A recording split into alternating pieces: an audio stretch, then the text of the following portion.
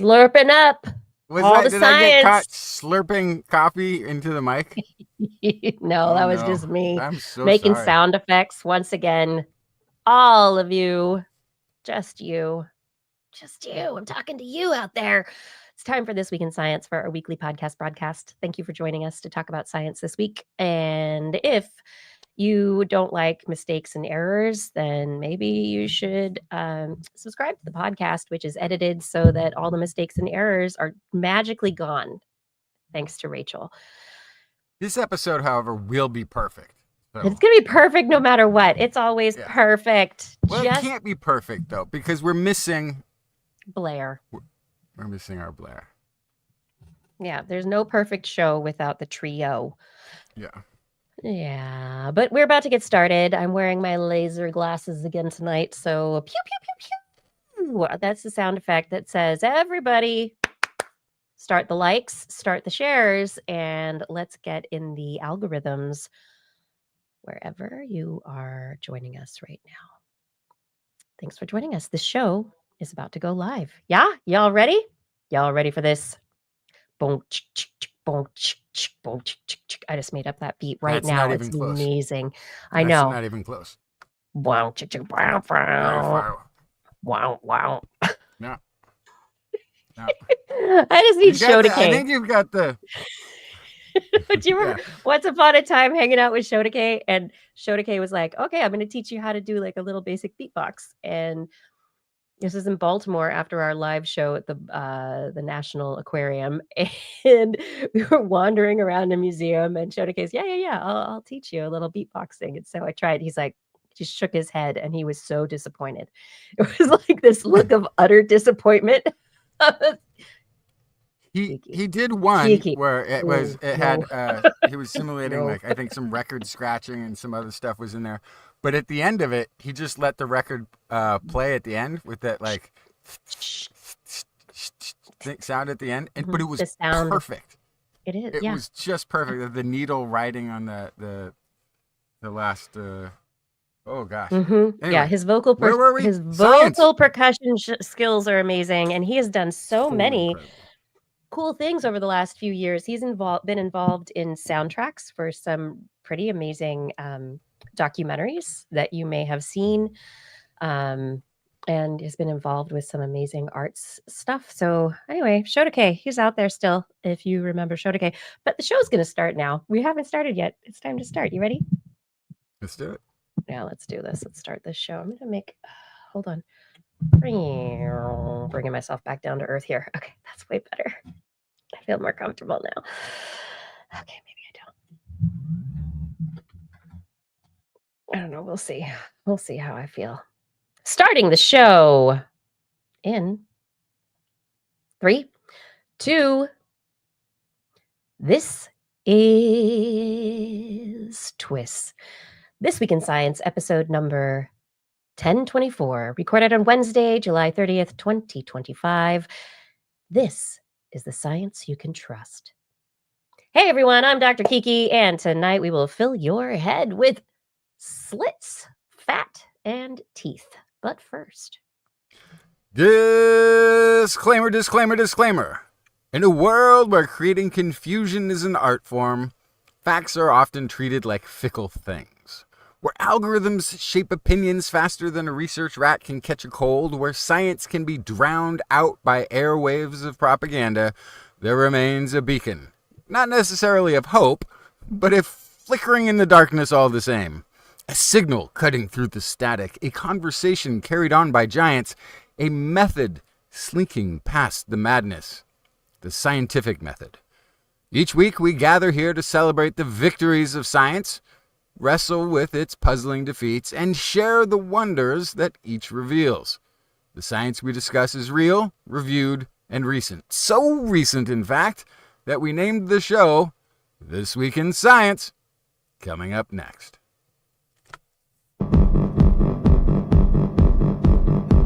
I've got the kind of mind that can't get enough. I wanna learn everything. I wanna fill it all up with new discoveries that happen every day of the week. There's only one place to go to find the knowledge I seek. I wanna know what's happening, what's happening.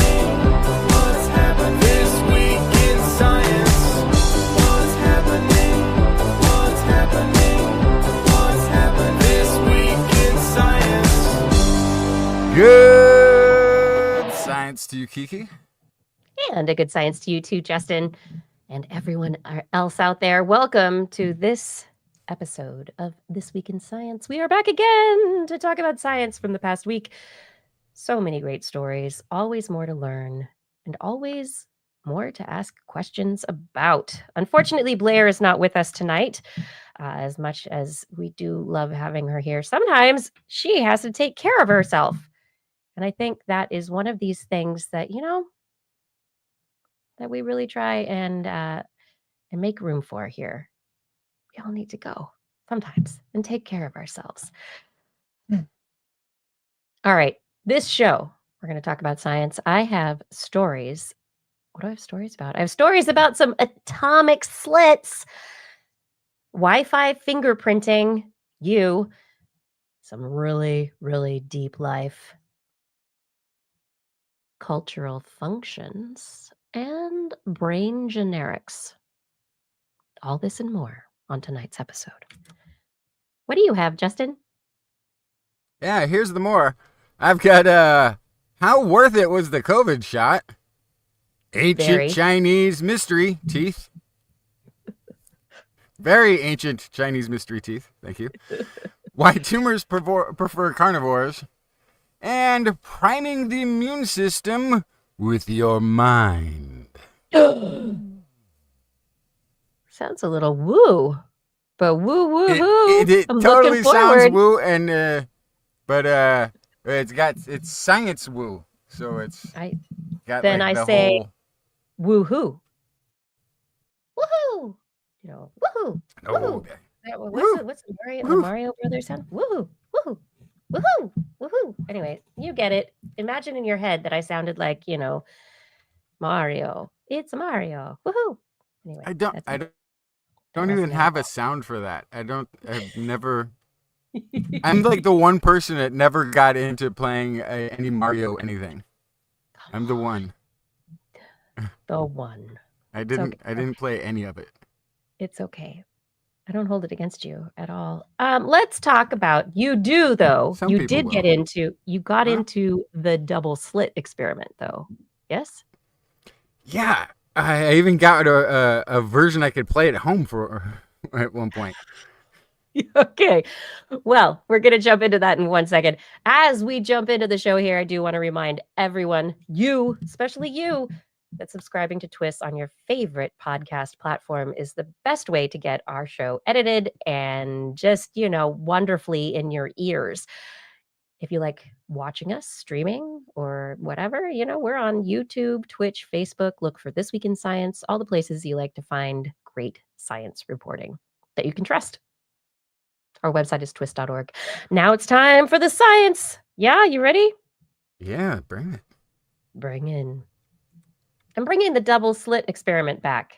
Well, actually, MIT scientists are bringing the double slit experiment back at the quantum level. So there's a paper they've just published in Physical Review letters from the Physical Review journals.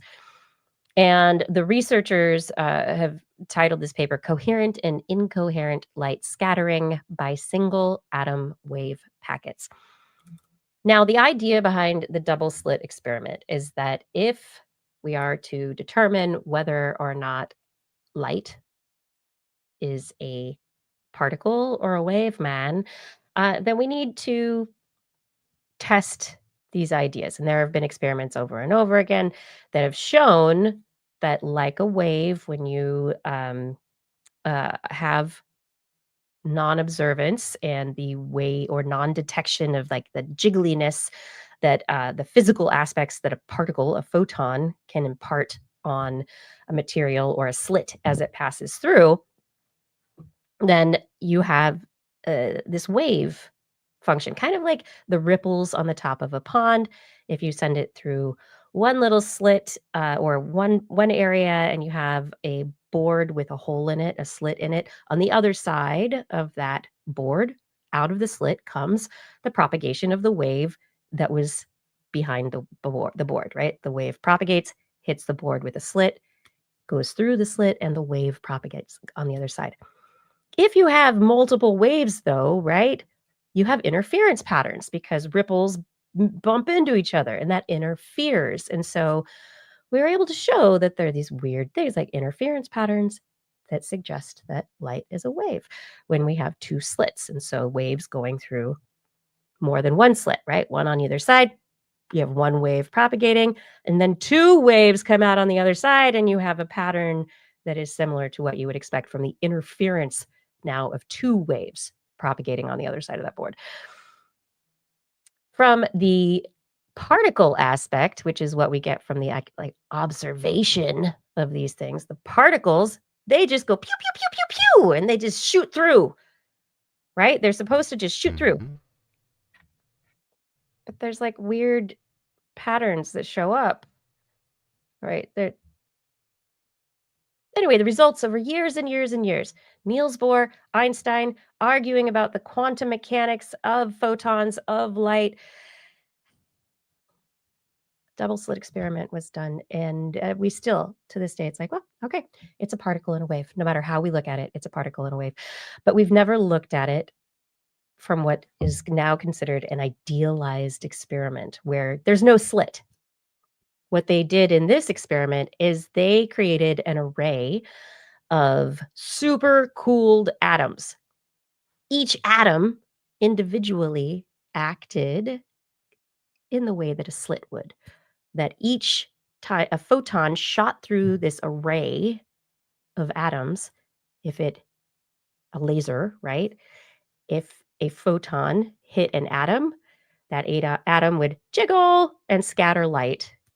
If it's a photon, it would cause a wave-like form to appear if it's a wave. So they studied light scattering of atomic wave packets in free space. And so this is looked at in terms, as they say, of atom-photon entanglement and which way information, which I love as a physics term.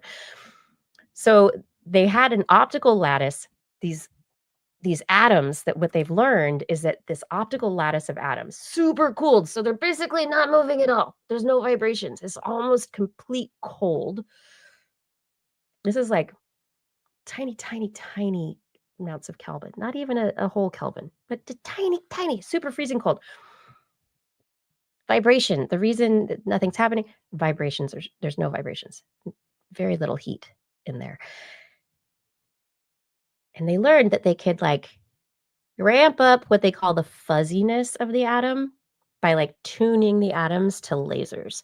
And the lasers could hold the atoms super still so that they're really not moving, or they could loosen up the laser light and they had like what they called a fuzziness to them. So the atoms are like their probability cloud of where the atom is in space and how it's vibrating in this super tight, cold, it's like fuzzier as opposed to a tight atom. It's a fuzzy atom.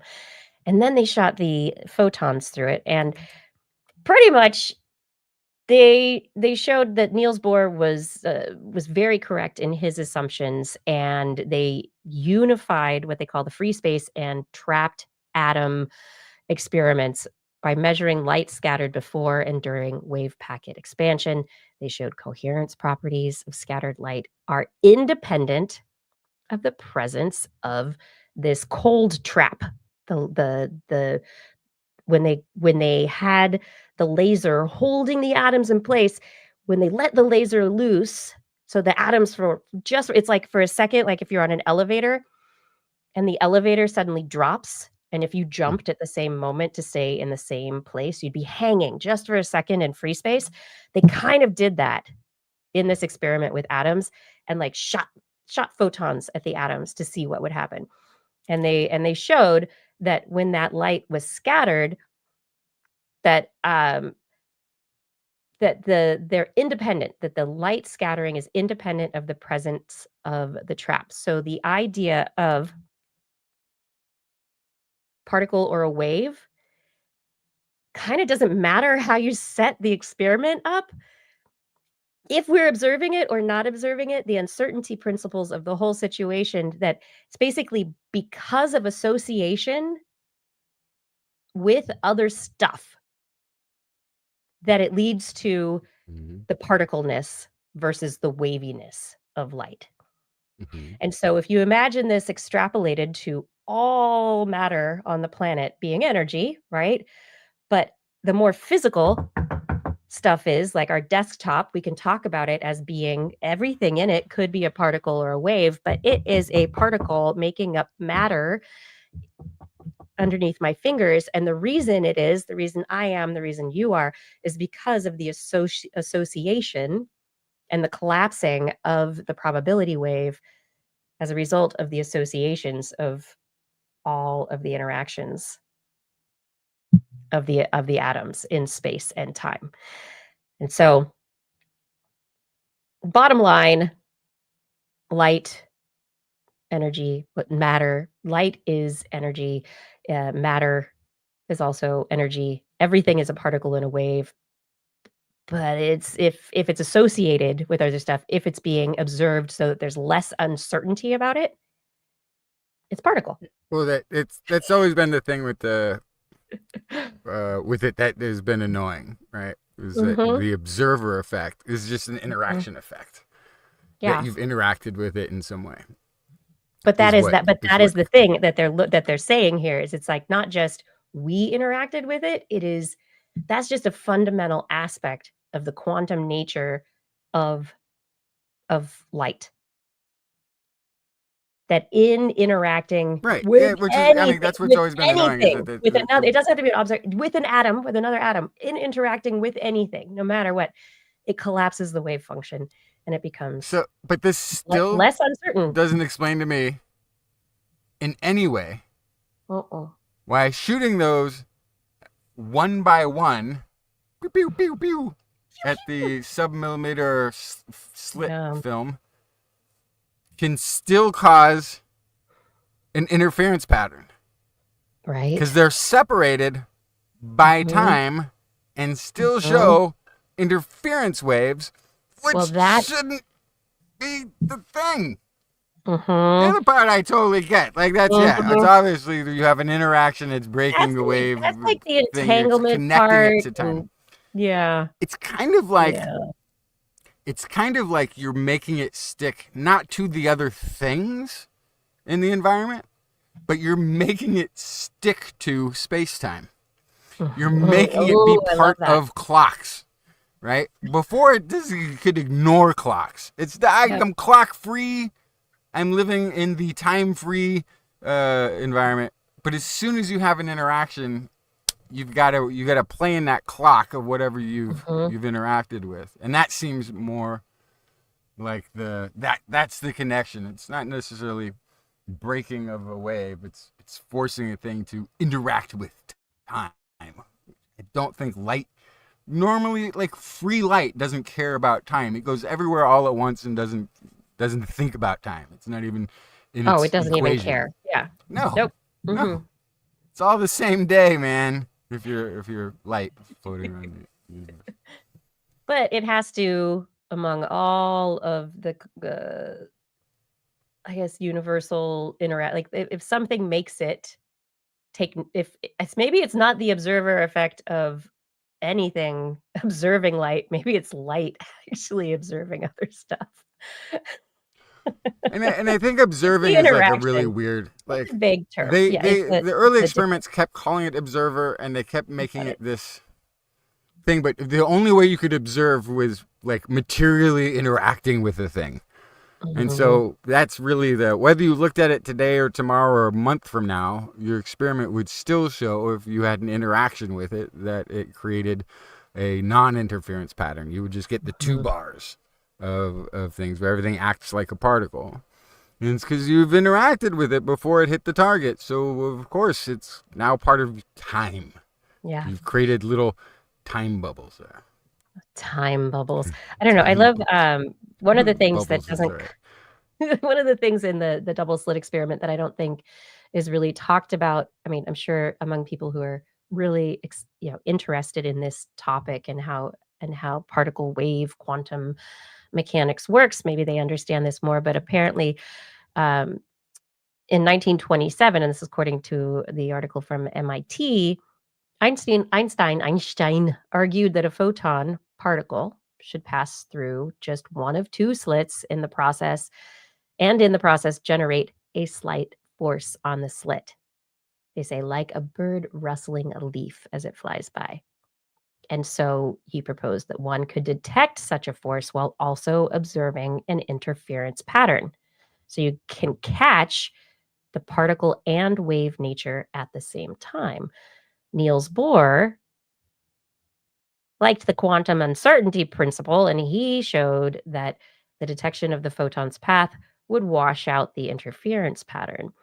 And so this double slit experiment, in which they didn't use physical slits, they used atoms as the quote unquote leaf that the bird would rustle, that it would be the thing that the photon would move around a little bit because of its particle nature.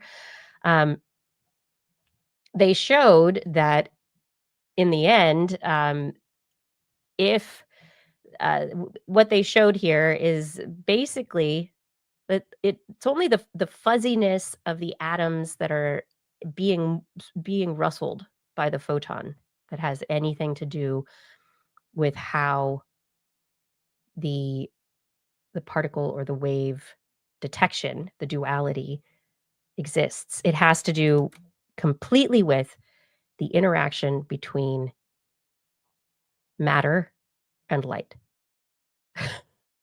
which I think is fascinating. It just takes it to a different level for me. Anyway, in terms of the quantum dynamics of it, Niels Bohr was more right than Einstein, according to this experiment. So maybe and we could according to the original experiment too, it was one of the things that Einstein looked at and went, huh, I guess everything's not as deterministic as I thought. I mean, Einstein, for all of his brilliance, was no champion of a wrong idea. And so he began when he got things wrong, getting more great. Yeah, okay, forget that. Like that. Yeah, I mean, it's hard to be a really smart person and not get rid of a lot of ideas that you had. I mean, you have to know that if you're having a lot of ideas, there are going to be a lot of bad ones in there. You just got to work through them all. Just because you're smart doesn't mean to get rid of other good. people's ideas, but getting rid of your own sometimes is a little tougher. Yeah. You want to tell me a story? Yeah, what was this? Oh, this was just a funny headline. I didn't even bring this story. But it says, here's the headline. For city dwellers, even 15 minutes in nature can improve mental health. And then I thought, yeah, it's because for city dwellers, that's about as much as they can handle. Oh, but right? Or that's about as much as nature can handle from all those city dwellers. Because it's like 70% of the population on the planet's a city dweller now. I mean, we don't even need we don't want them in nature. Just leave nature. But that's not what I brought. I was going to go there. I was going to say, with the number of people on the planet right now, honestly, stay away. We don't want everybody in nature. It's just going to ruin nature. So just go to your city park. Thank you. In city parks, proximity by zip code, in previous studies there at this point in time, have shown greater mental health just by being near a park. Now there's all those other things like, well, maybe there's wealthier people near parks and there's a poverty thing and another thing. Whatever. If you look out your window and you see a park, you're probably doing okay. But that's not the story I brought. What's the story I was teasing before? I don't know. What do you want to talk about? Oh, here it was. Global analysts. Okay, so let me ask you this. The COVID-19 shots, the vaccination, mRNA vaccination, getting the whole world vaccinated, was it worth it? Was it worth it? I'm going to say was yes. it worth it? Yes, it was worth it. How do you know? And it's still worth it to protect people. How do we know? We got to study it. There was data, but is there better data now? So this is a Stanford University-led investigation into the COVID-19 vaccination efforts. And so some of the previous studies were like, oh, they did them in year one, or they did it in small populations. This one claims to have a cohort of around 8 billion people. That would be almost all the people on the planet, Justin. Yeah, they tried to collect like all of the data from everywhere it was available, I guess. That's a lot of data. This is a Stanford University-led investigation with lots of... This is led by Ioannidis, who is also part of the Great Barrington Declaration. So I'm going to listen to this carefully. Okay. Okay. All right. So they say that the vaccination effort, according to their reports, averted an estimated 2.533 million deaths and preserved 14.8 million life years worldwide between 2020 and 2024.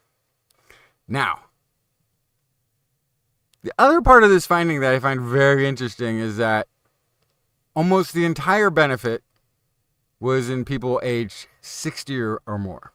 89.6% of the lives saved were people 60 and older. Children and adolescents, they contributed just 0.01% in their analysis. The other part of this is, and this is, we're going to have to kind of get into what is years life, or life years, sorry. Life years is a thing that they use usually in very large studies when they're determining health outcomes of things. Like how many life years are being reduced by this, that, or the other disease. And it means basically years that you can live where you're healthily functioning. Right?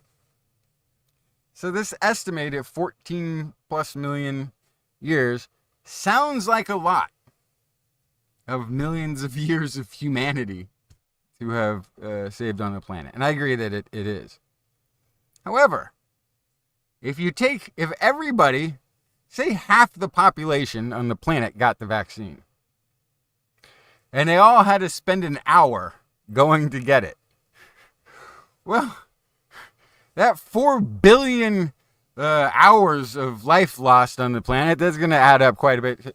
So you got to take all these things into consideration. The other thing that's left out of this is the amount of years of life saved from people just being sick with the virus. People who were vaccinated came down with less often got sick, less often showed the symptoms of the sickness.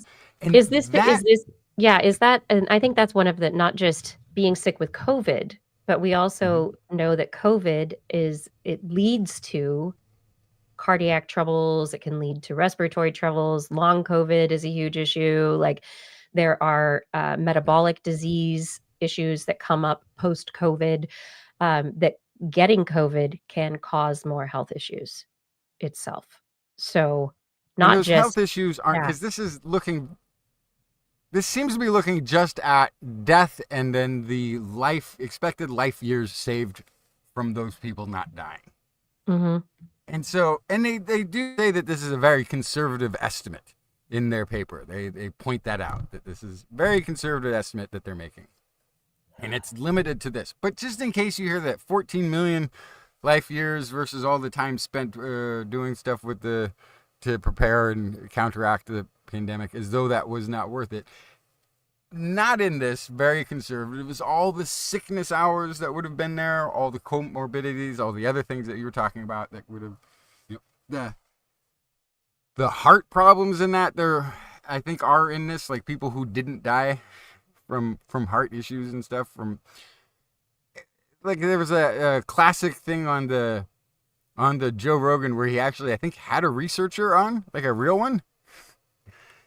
And it was like, oh, but the vaccine causes heart attacks. He does that very often, but there's lots of. And then the guy was like, no, actually, the COVID's worse. And then they looked it up in real time, and of course the research fellow, or the smart guy, or whatever he was right. That, yeah, the virus was much worse than any risk. But anyway, so we've got life years saved just from being COVID sick. This isn't even really taking into account like the kids who were vaccinated and didn't get COVID or didn't get severe COVID, and hey, don't have like higher rates, aren't going to have lives with higher rates of illness moving forward. Like, if you are protected from COVID, because like there's a whole other side of this. This isn't even looking at this, but we're looking at years of life saved from COVID-19 vaccination. 23,577,474. And that's like at the low end, right? Well, so the sensitive the millions of deaths sensitivity had a range of 1.4 to 4 million. Mm-hmm. So they grabbed, towards the middle of that there. And then the life years was between 7.4 and 23.6 million life years saved. 11% of deaths averted were just people living in long-term residential care, but they only made up 2% of the life years saved because they're not really going to make it that long anyway. Yeah. Yeah. So authors conclude the vaccine offered a clear mortality benefit, largely amongst older adults, and the estimates again, they consider their own estimates to be highly conservative.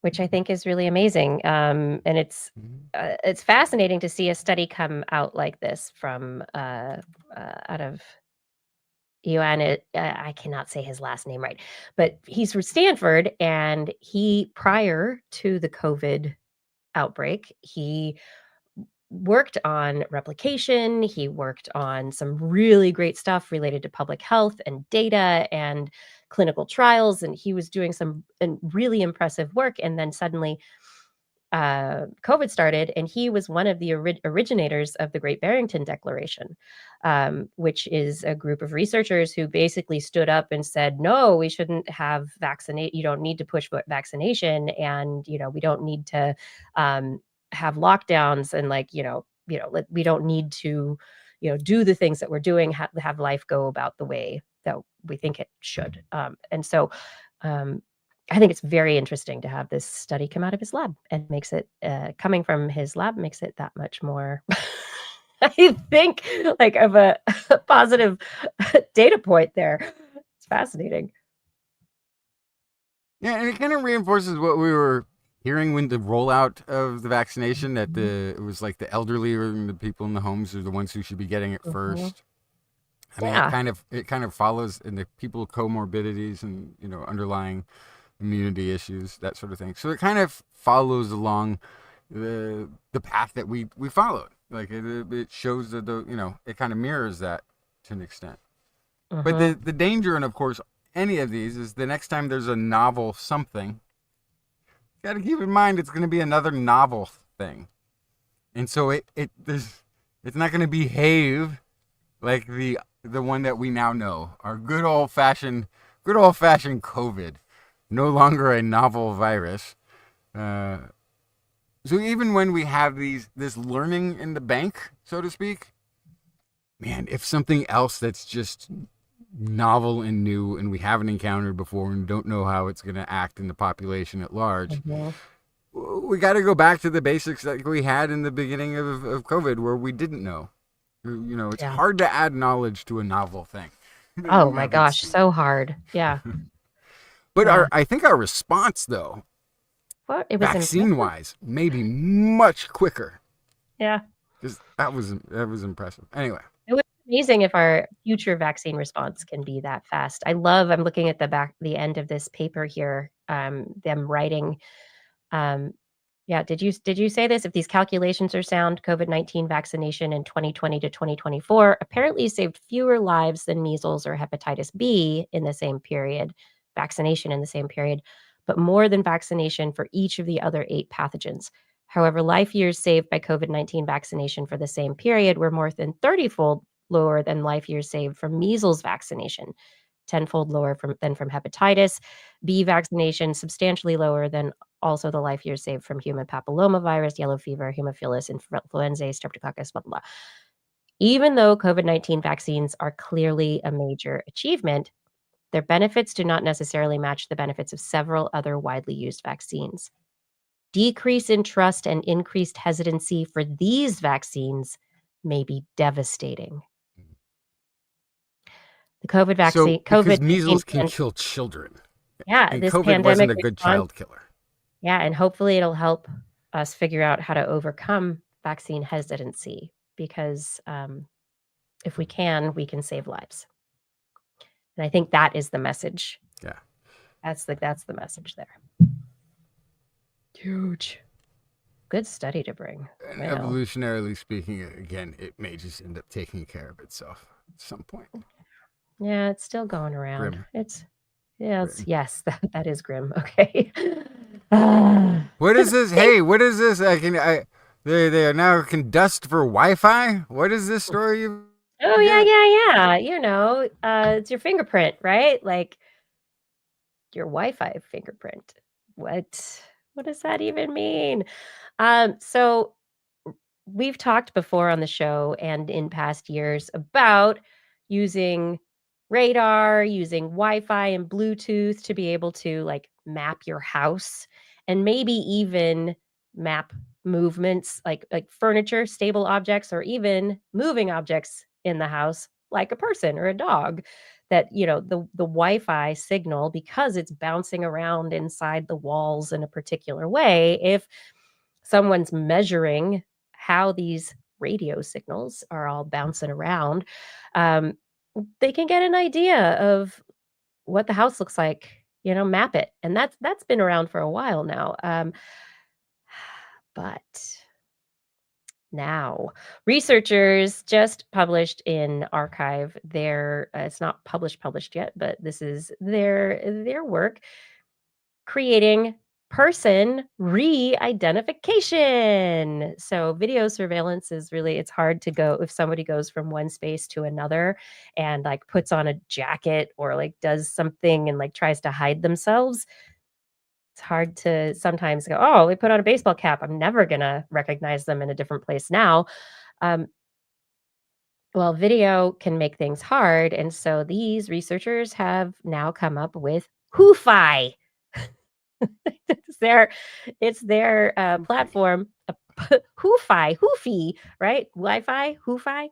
It's a pipeline taking Wi-Fi signals to basically figure out biometric uh, fingerprinting and be able to identify individuals based on how their body moves in Wi-Fi. Okay. Yeah. So that I can see how, like, I kind of have a little bit of a bounce to my walk, and I know some people, are gonna take up more or less space, height wise and width wise, or what have you.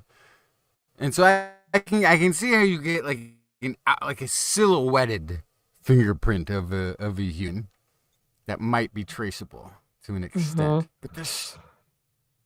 But how good is that silhouette? So what they suggest is that they were able to get kind of within 95% accuracy of identifying people. They used what they call CSI, channel state information, processed through a modular deep neural network featuring transformer-based encoding. And it was trained in a very specific algorithm to learn robust, not like sporadic, and generalizable biometric signatures. So they have these very competitive results that are highly accurate when it comes down to it, which is kind of wackadoodle. But the 95%, even at 95% accuracy of identifying individuals, this still probably is not going to be high enough accuracy for a court of law.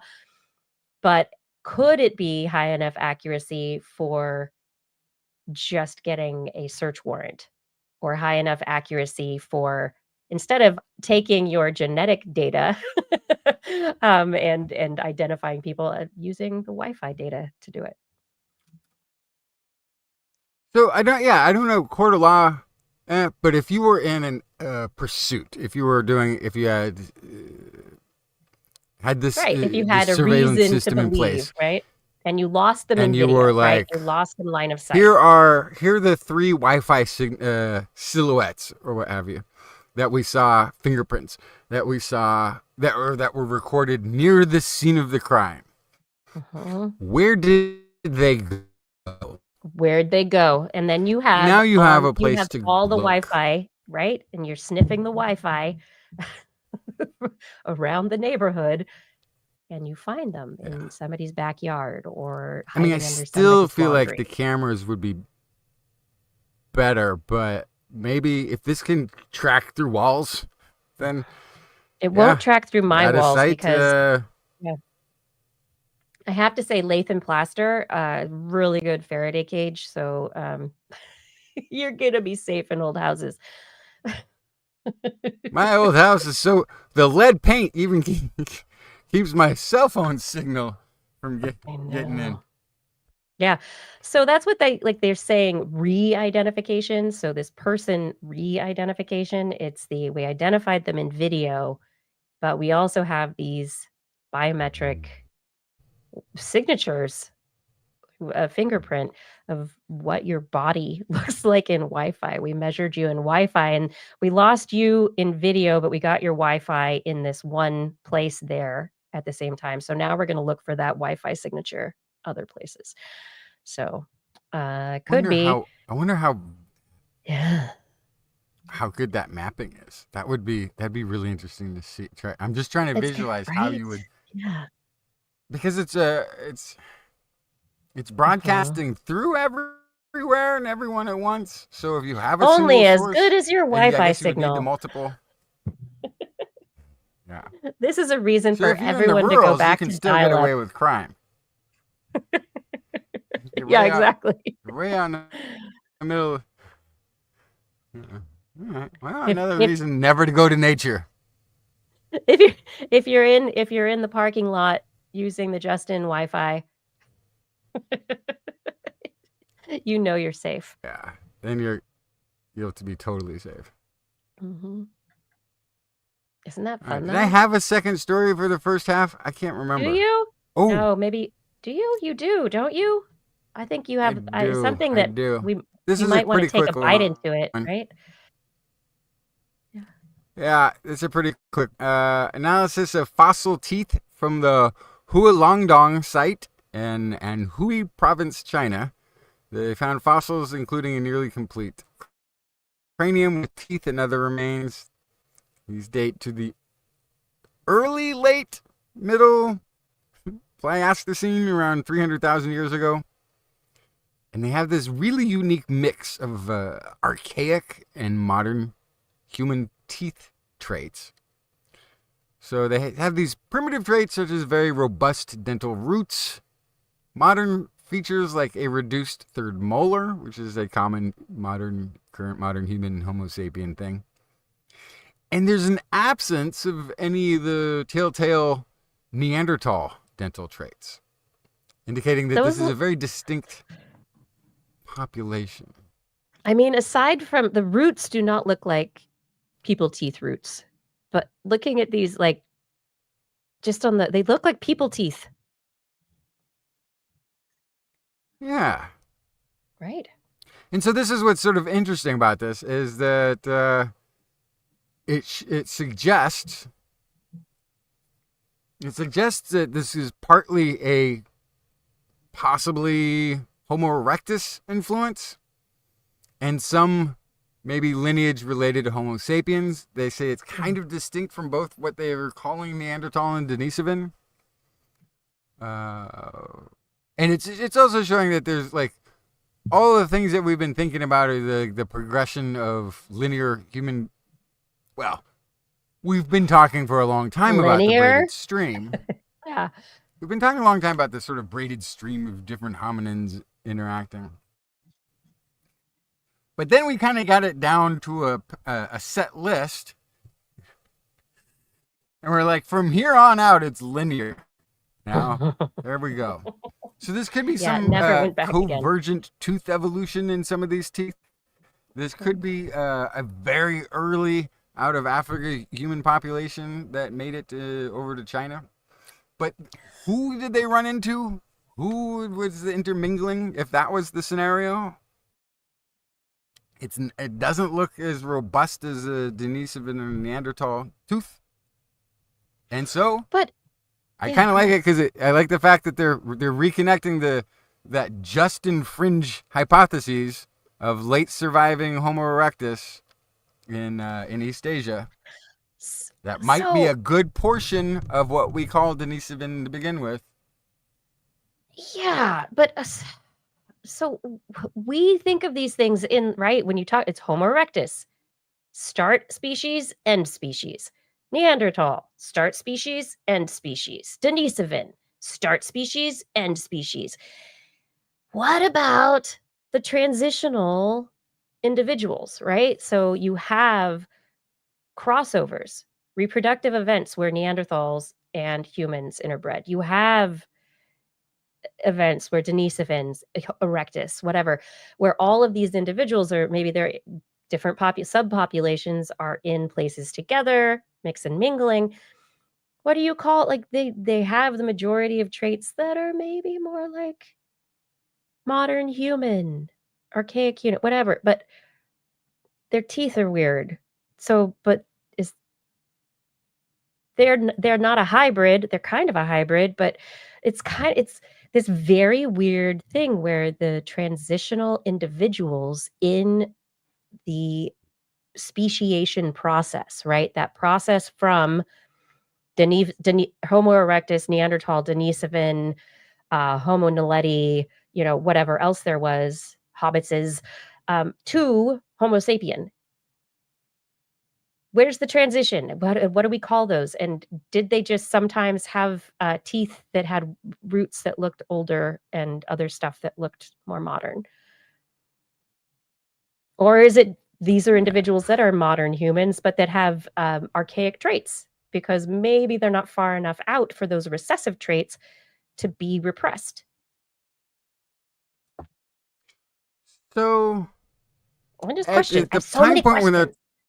talking at, yeah, at the time Yeah. point they're talking about, they're some of these teeth look very current modern human, but current modern humans of the time didn't have those archaic features.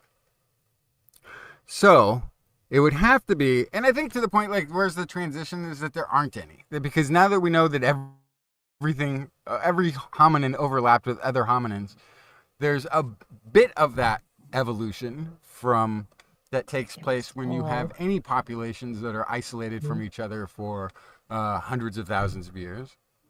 But then, in each case, we're finding there's intermingling events. And that's why I've been arguing for this sort of Denisovan Homo erectus overlapping that we're going to see, I think, more about, we're going to hear more about, or that's going to get delved into or proven or disproven as we go forward in fossils in East Asia, because that's where East Asia and Oceania, that's where it would have to have happened. It would also be somewhat the population that might have made it into the Americas, if there is such a thing, based on the ancient mammoth bone, cuttings and that sort of thing. If there's other hidden history to be found, but I think most of what we're finding is that there's these huge changes that take place from intermingling, and that there aren't any start or stops, because those start and stops are going to be very regional, and they're going to be very time specific.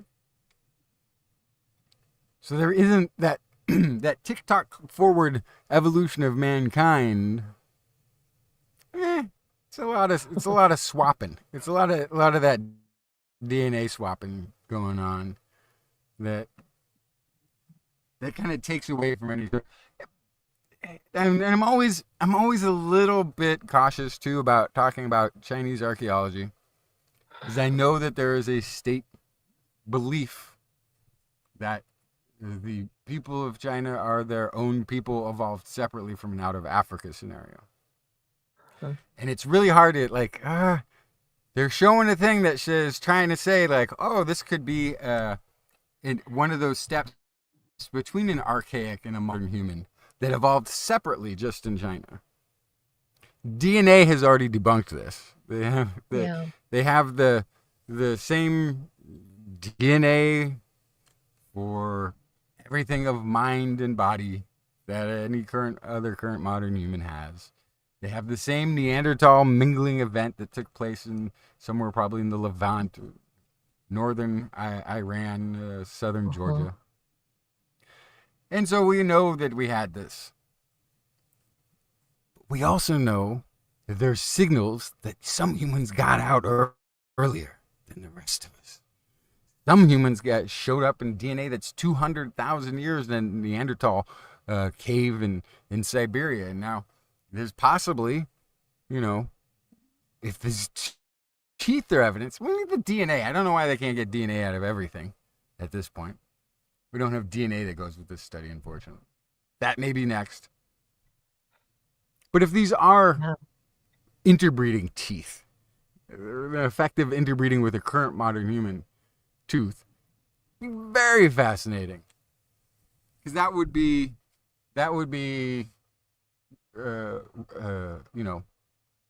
gosh, 100,000 years earlier than any other trace or sign of it that we've seen.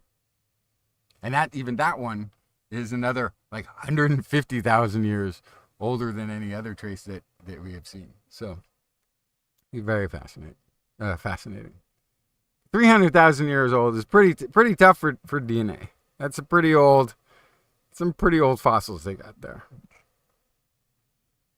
That's impressive. But they're finding there's so much variation in the hominin fossils in China. It's going to be a really fascinating place. But I mean, that is like, we were talking about dinosaurs, we're talking about humans. Like when we get the DNA, when we can get the molecular, we can make a hybrid difference. Yeah. No, not make a hybrid. No, no. I'm saying we can actually figure out, we can tease apart these questions much better. Not just use morphology, use actual DNA evidence. Okay. So you're talking about these ancient humans and where they're found in China and this evidence of these ancient people. I want to talk about some evidence, not of ancient, but of deep life. Chinese researchers have discovered, by doing a very large number of dives into the deepest part of the ocean. What's it called? Marianas Trench. What's it called? Marianas Trench. The Mariana Trench in the Western Pacific Ocean. Researchers have dived in their submersible. It's named Striver in the American or Western translation.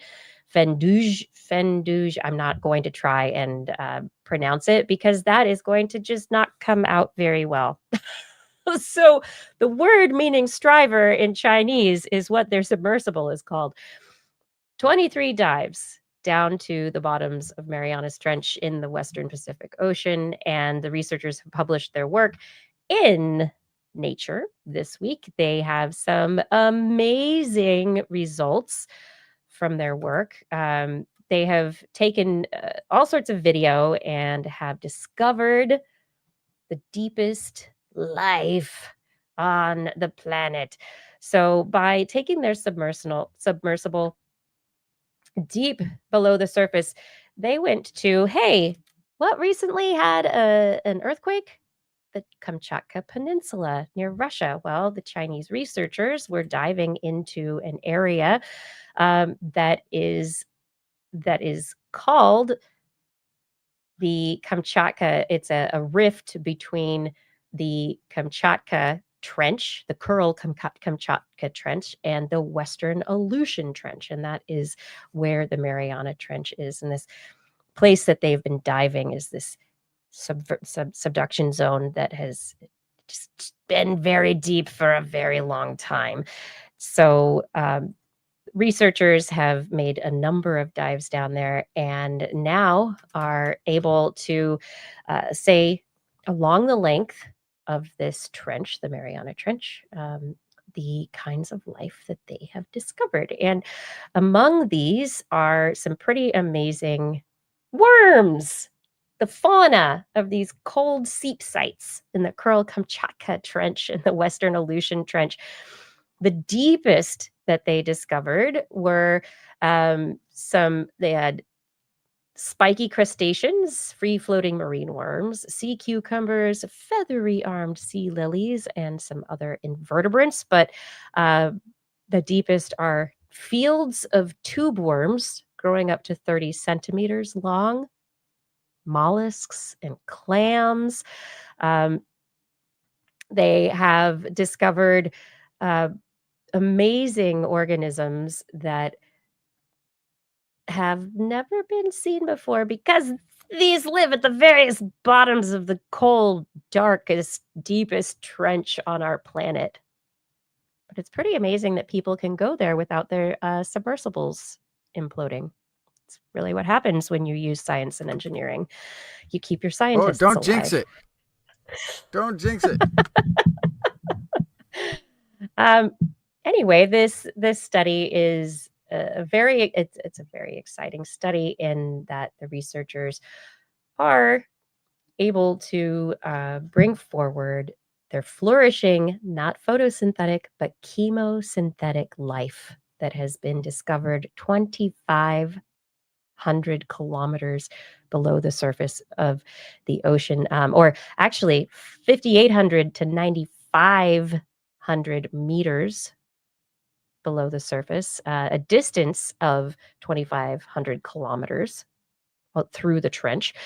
They're dominated by polychaetes and bivalves, and they are sustained by hydrogen sulfide-rich seeps, methane-rich fluids, and that these things are transported along these fault lines, the subduction zones that are along the deep sediment layers in the trenches where methane is produced microbially, and that there's also deposited organic matter that leads to additional sources of nutrients and energy. And so it suggests that even though these things are so far beneath the surface of our Earth, beneath the pressures and the deepness of the ocean, that chemosynthetic life may be much more prevalent than we ever expected. And so in terms of extremophiles and cool things that are being discovered on our planet, suggests that the forms of life that could be present in other extreme places might be worms and bivalves. So that would be really exciting to find, and also in some ways disappointing from the science fiction-y lens. But I don't know. I am all sci-fi worms. We need more of them. Not just amazing Dune. To see what alien DNA looks like, because I'm pretty sure it would look almost exactly the same. But it would still be fascinating to prove that wrong. and on that note, this shows is just no matter what happens to the planet, like we'll probably be some form of life surviving on this planet to the bitter cold end, or hot, depending on how the planet ends in a fireball or drifting off into the coldest space, whatever happens. No, the Earth will abide. We have said this before, right? Earth abides. Yeah. I mean, humans may just be temporary here, traversing this surface of this planet, but look at this. This particular image that we're bringing up right here. So this is a coexistence of what are called frenulate siboglinids with Elapidia hanseni. It's like little polychaete worms that are like hair-like worms and weird little what are Elapidia hanseni? They look like weird little, I don't know, crabs, but they're not crabs. I don't know, a duckbill platypus if it had no. It looks like Squidward, like a little baby Squidward. Baby Squidward. Yeah. I don't know. I think it's fascinating. Or wait, no, who's the fella from oh, never mind. It doesn't matter.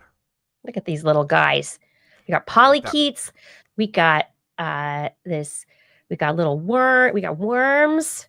We have we got little water centipedes. They look like silverfish, except in the water. I don't want to swim. Yeah, doing very well in the pressures of the deep. We have organisms. Yeah, we got some tube worms. There's some sea cucumbers, not the pretty sea cucumbers, the ones that look like I threw away a water balloon. Is that really ice? It's probably methane. The seeps of the probably solid. Yeah, or maybe deadfall. It could be deadfall. Clam Valley is an area that they have made note of, bivalves and these polychaetes. I swear, it's like there are tons of little silverfish. Oh my gosh, look at these little dudes. There's so much life down in the pressure. That is the most. It's got to be the huge amounts of pressure, and they're just like, yeah, I'm chilling. It's fine. Whatever. That's good. You know, if you can survive in that environment, there's not a lot that's going to come get you. There's not a whole lot that's going to, on the planet, life forms that are going to come bother you ever. Ever. If I can make it there, I can make it anywhere. I'm gonna be Mariana's Trench. I can't go. But of course, then they come up to the surface and they explode because they were built for. Yeah, and they would. Yeah, it would be the opposite of the implosion. It would be the explosion. Anyway, it's really amazing that these extreme limits of carbon cycling are in existence under these intense pressures, cold temperatures. Life finds a way, and it's a really cool study, and it is open access if you want to. And there are people are going to be writing about it if you want to find out more about it. Hopefully, it didn't just get smushed with the 8.8 magnitude earthquake on the Kamchatka Peninsula, but I don't know anything about that. I got to find out more. Oh yeah, I would. By the time I found out that there was an earthquake that could cause a tsunami, the tsunami had happened and had thankfully not been. And you weren't on the coast, massively destructive. So it's fine. Yeah, good. No, I didn't even not care. Destructive. I mean, obviously, if I was. When you woke up this morning, you mean? If I was on the north coast of Hawaii, like I should be, on the north coast of Honolulu all the time, then I would have been paying a lot more attention. As should we all. Yeah, but we can't all be there all the time, can we? No, maybe we should. We should really think. Okay, as we go into the break, I just want to make a quick announcement that I'll be right back. Oh my gosh, please don't go away long because your stories are up first. When I am saying in just a minute, like seriously, not that long. Yeah, no, I know, but I got to take a real quick break and I'll be right back with you. More of This Week in Science after these messages. Why, thank you, Justin, for tossing it into these messages. This is This Week in Science. Thank you so much for joining us for another episode of our weekly science discussion program. We hope that you're enjoying this show so far. We're having a great time. We did not find any kaiju, but there were some sulfurous scallops, that's for sure. Maybe a few leafy cucumber. I'm not really sure. This is the show that is here every week as much as we can to bring you science in the least biased ways that we can. We want to be curious with you.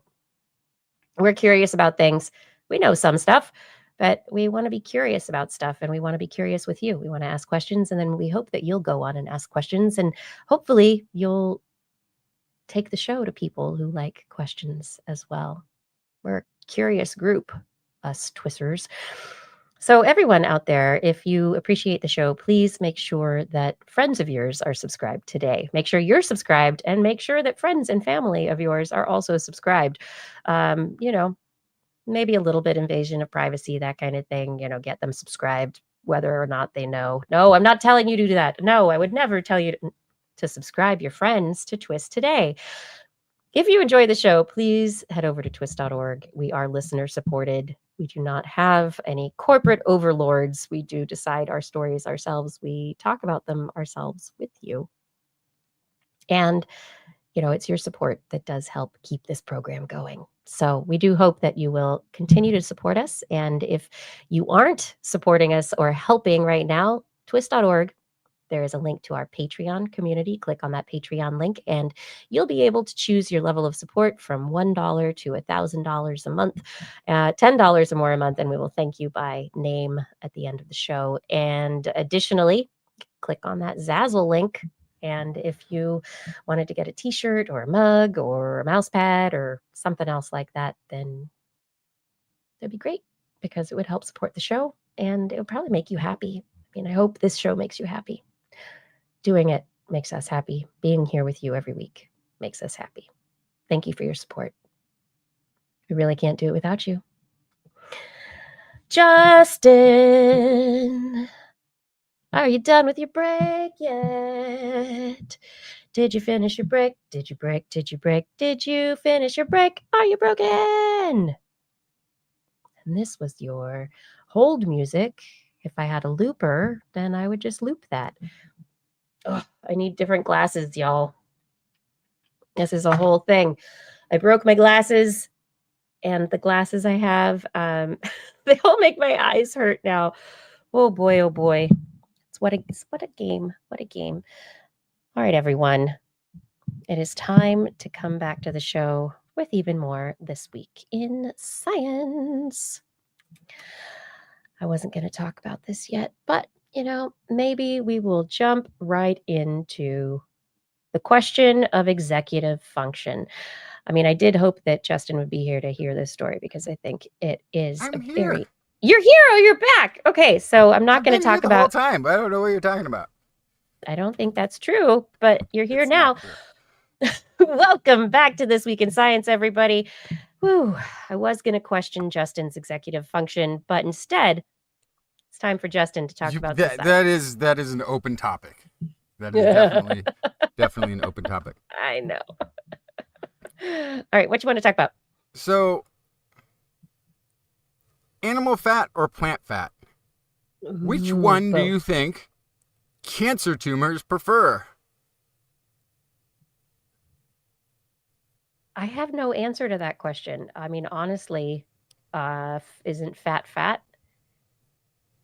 Well, according to this study, obesity elevates the risk of at least 13 major cancers, including breast, colon, and liver, impairs immune responses, but there's been an unclear causational connection between the amount of fat on a body and cancer rates. And we've seen this also a lot of times when it comes up with the Mediterranean diet. And my biggest complaint about any of those studies is well documented here. The Mediterranean diet is also a non-highly processed food diet. So there's a little bit of extraction that you always need to make, which is that it's not necessarily that the Mediterranean diet is any healthier. It's just food. And the other ones are actually unhealthy diets, right? If that makes sense. Well, this one is kind of interesting because this study compared just fat types in diets. And I'll just use the quotey thing. Our study reveals that the source of dietary fat, not adiposity itself, is the primary factor that influences tumor growth in obese mice. We found that high-fat diets derived from lard, beef, tallow, or butter compromise anti-tumor immunity. Basically, the T cells that are going around trying to disrupt tumor activity from beginning get impeded. And it accelerate tumor growth in several tumor models of obese mice. Diets based on coconut oil, palm oil, or olive oil, meanwhile, do not have this effect in equally obese mice. Our findings have implications for cancer prevention and care for people struggling with obesity. So, hey, the Italian cooks don't use butter. They only use the olive oil. And this is going to be also a theme that you're going to see throughout Mediterranean diet thing as well. So to me, this is a very interesting study because it eliminated the processed food aspect in a sort of, avoided that confluence, that confounding that's always in place in any time they're looking at Mediterranean-based diets, which tend to use olive oils over cooking fat and, with lard or butter kind of a thing, right? They tend to rely more on those oils that are plant-derived. So it's kind of an interesting one because it takes out the negative confounder that we normally see in these dietary comparisons and just focused on the fat source and the cancer rates of these mice. So it's very, very fascinating just on that. They also delved much more into the metabolites that were involved. That sort of, so they found some sort of causative mechanical connections between this as well. It wasn't just an associative thing. But yeah. So if you're concerned at all about, if you need one more reason to become a vegetarian, I guess maybe this is it.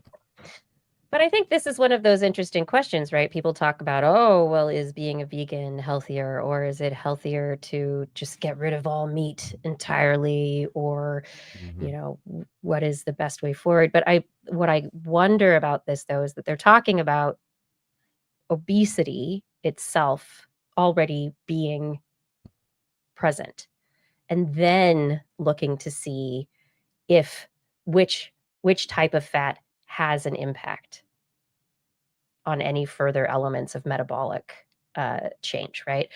And so they're not necessarily saying that when you're healthy, one or the other is better. If you're already in a balanced, healthy state, eating everything in moderation, no, it's fine. It's in a state where what I am assuming is considered obesity, but not just obesity, probably in a situation where maybe inflammation is already elevated. Maybe the body is, the mouse body is maybe reactive to one aspect or another. I mean, my question is why?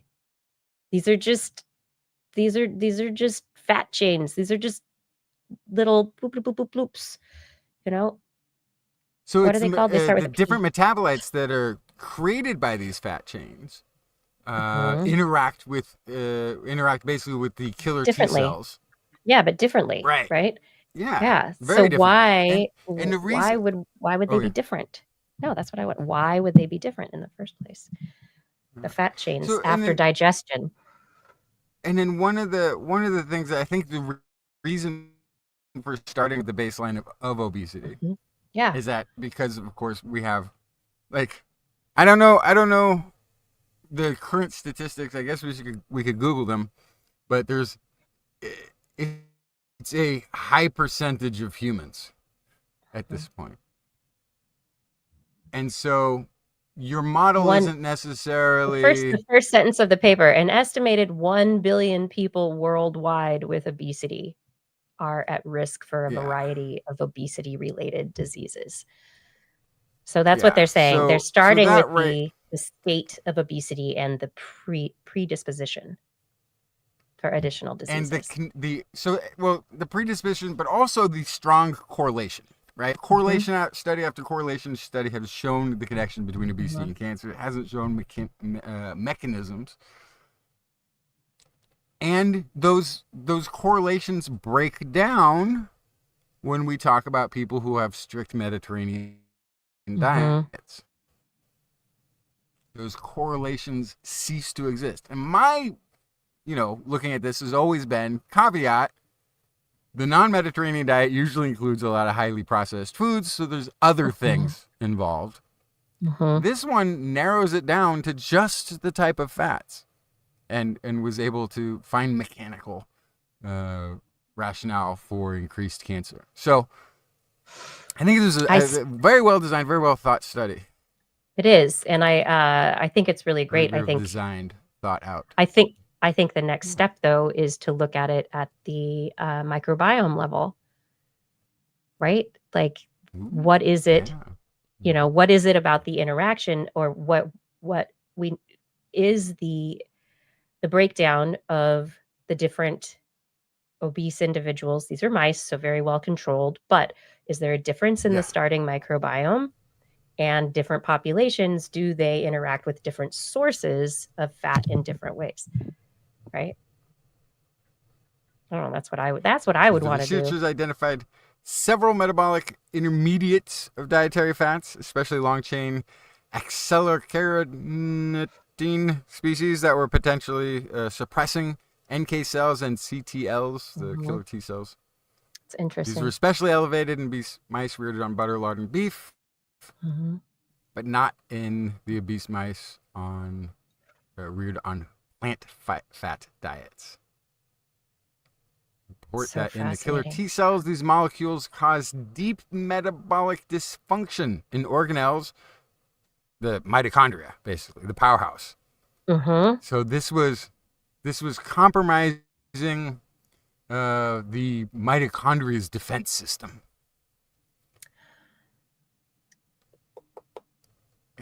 So think about it from an evolutionary you're talking perspective. About, like, increased aging and everything else could be involved in that too.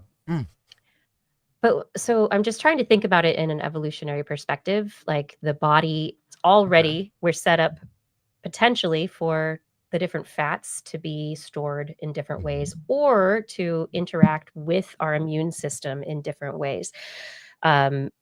Meat, very often, the fat that would come with it is going to be not all the time. It would be a rarity early in our evolution, right? We're tribal, we're going out, oh, we got a buffalo, right? Or we got a mammoth, or, like, how far, I don't know how far back we need to go, but like humans working together, killing an animal, maybe that rabbit or the mammoth, is a once in a while kind of thing. The rest of the time, you're foraging and eating roots, tubers, berries, leaves, sticks. The food that you're eating is going to... We're eating sticks? Wait a second. Yeah, the fat sticks, Okay. Well, the palm oil sticks. And meat doesn't keep very well. But if you so think it's about, also like, a matter of... Yeah, but the stress that the body is under, which is going to lead back to metabolism and the mitochondria and what they're supposed to be doing during a time of feast or famine, right? And so maybe it's part of, like, that whole management of the body's energy supply, telling the cells, store now, or telling the cells, you need to work harder and be like, keep working, because we still haven't gotten the big Snickers bar. We haven't gotten that nice fatty treat yet that comes from, not palm fat sticks, but from beef bone or mammoth bone sticks.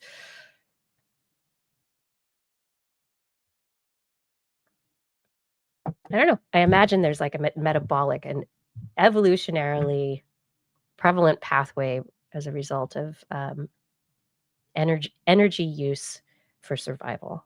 Betcha. Anyway, I'm thinking thoughts. Another thing that we need for survival: innate lymphoid cells. Do we? So,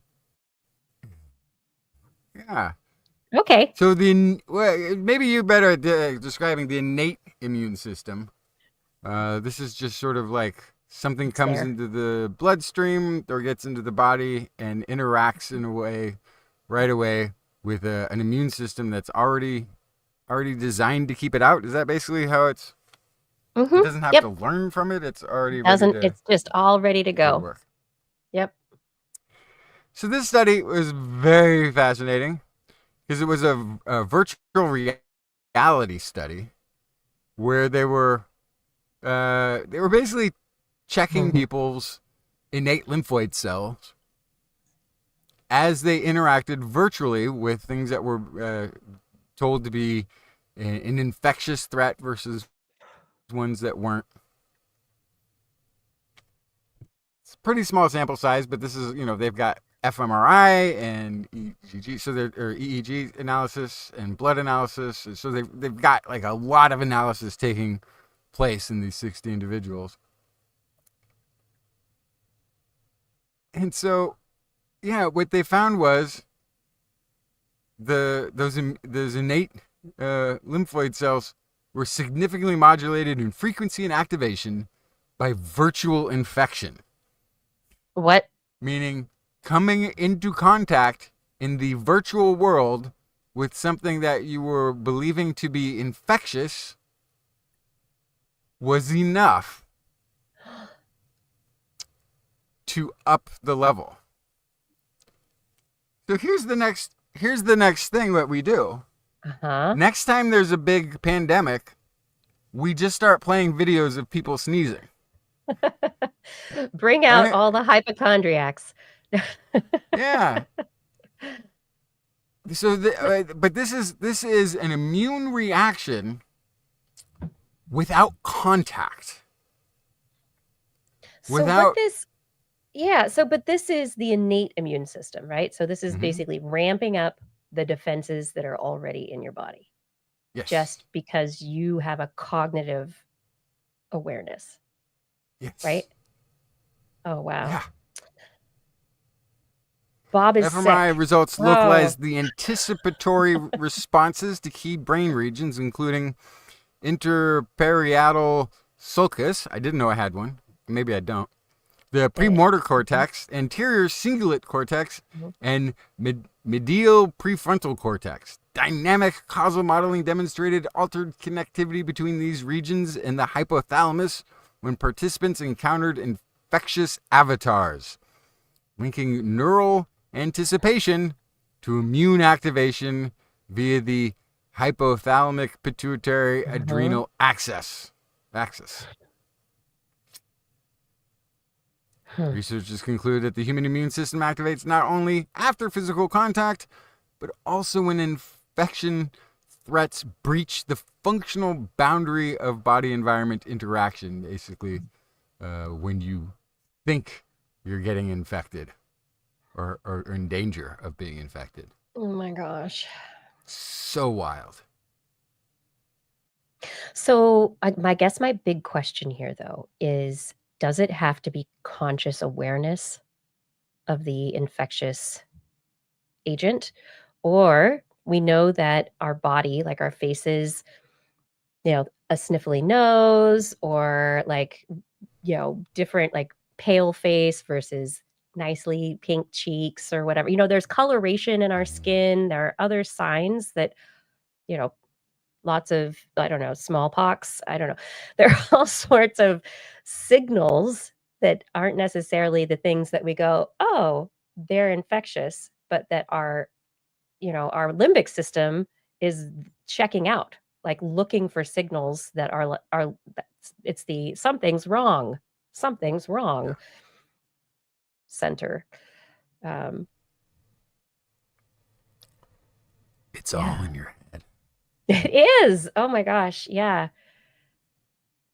I think that a virtual avatar, an infectious avatar. Well, and I mean, in a weird way, you have to admit that your entire immune system your bodily functions are operating on some level with neural connections, right? The microbiome has a connection to the brain. Your immune system is connected. Like your brain is running things on a very primitive level that you're never even aware of. Yep. And so the fact that it perceives a threat and then upregulates the defenses makes perfect sense. It's not just a mechanical interaction system. Your brain is part of your immune system. So now next time somebody was like, oh, that you're this person, I'm going to get cancer from talking to that person again. They're so toxic. Well, maybe there is a thing like two toxic personalities. But in this scenario, that would actually ramp up your defenses. Like, oh, that person was so terrible, I'll never get cancer. It's probably more. Oh my gosh, though. But it's fascinating. But it's fascinating from like also to the extent of how far does it go? What is like for people who are hypochondriacs, if they're afraid of all of infection all the time, is their body on a state of hyper awareness? Are they sick more often because it's like having allergies? Like, is their immune system ramped up too much all the time, or is it not at all because they're mentally too stimulated and their body's like, I'm so over it already?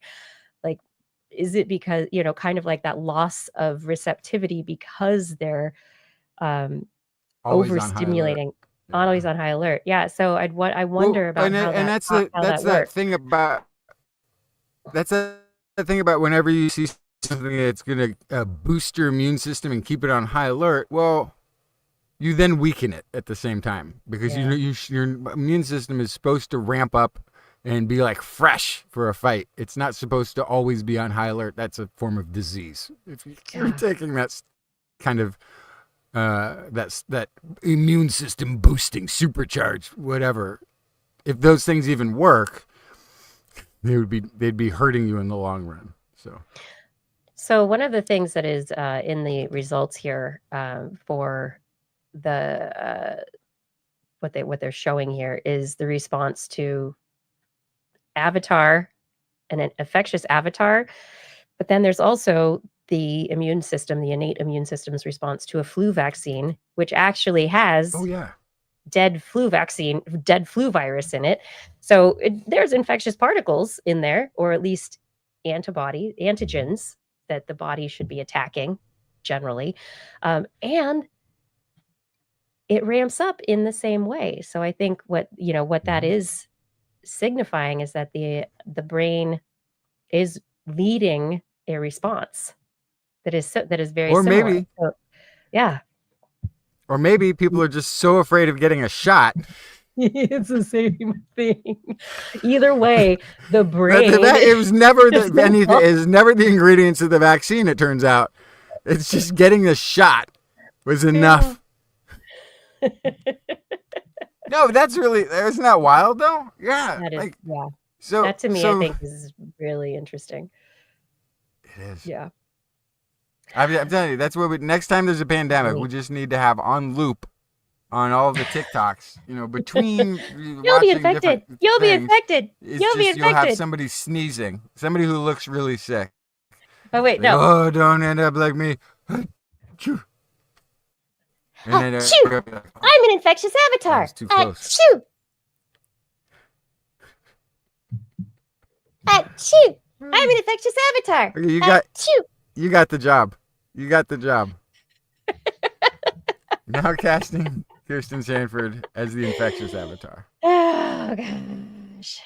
That's where we go with it, everyone. To the fun times. Moving on from infectious avatars, let's talk about executive function. This study, I think, is fascinating. So we think of generally executive function as we assess it with standardized tools where we ask people to, and it starts with kids usually, ask them to sort shapes and things into categories. We ask individuals to count the number of things that they see. We ask people to, to function in a way that kind of goes hand in hand with Western society. And so questions have been asked about, okay, is the way that we assess executive function actually indicative of what we think of as executive function, which is the brain, what we say is the brain's ability to manage information, right? To help, it's like the executive in charge. Is there an executive in charge of you in your brain? Is kind of the executive function test. And so this is basic. We've been testing it on national and international child development norms. Like your kids are supposed to like hit certain benchmarks by a certain age, be able to think a certain way, do certain things on paper, take a test, do well. Okay, then you have good executive function, right? The way that we categorize ADHD is based on these assessments of executive function.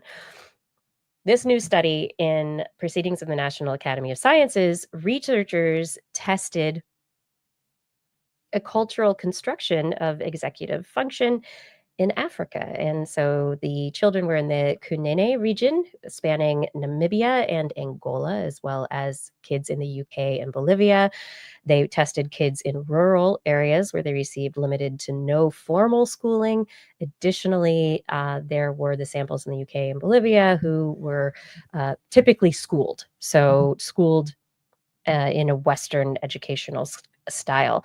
And the researchers say that, all the developmental research really to date has been done on kids schooled in the Western educational style. And so what they were getting to was a natural experiment in some communities where there are no schools, some with schools, to compare cognitive development to see whether or not the measures of executive function are really good measures of executive function. How do you think that turned out, Justin? That executive function was pretty universal. Well, yes, that executive function is pretty universal, but that our ideas of what we should be testing for executive function are based on Western schooling norms. Basically, what they found is that if you were talking to kids from the UK and having them memorize lists of disconnected words, chair, bonnet, frog, Fresno, I don't know, that the kids in the schooling situations could memorize these words and it was really not a problem. Great. And then we would say, you have a great executive function. You can pay attention to whoever's reading these words. You can memorize the words and read them back and look at how great you're able to manage all that information. When the same test is given to a non-schooled or not traditionally schooled individual in Africa, they fail miserably at that test because it's not relevant to their lives or who they are. However, if you put those same kids who've grown up in rural situations, who've been in the fields helping to tend the cattle, that are, the cattle for their tribe, for their village, that are these cattle are important members of the community. The kids can identify each cow by name, by face, by, from a distance. They have a very, and if you were to ask them to, remember a list or something to do with those cows, they would function very, very well on it. Whereas the kids in the UK or a traditional school would not. Because how the heck does someone who's really never spent time with cows remember cows aren't all the same? What? Oh my gosh. That Anyway, was also named cow. cow. This one, it also looks like a cow. Is that the right answer? That it's cow, right? Yep. Over and over again? And yeah, so the researchers are saying, well, it's not that anyone has executive dysfunction based on what we're doing. It's that the test is not right. What they are measuring is not overall control. Wow. They're not measuring. There is no executive function at this point in time.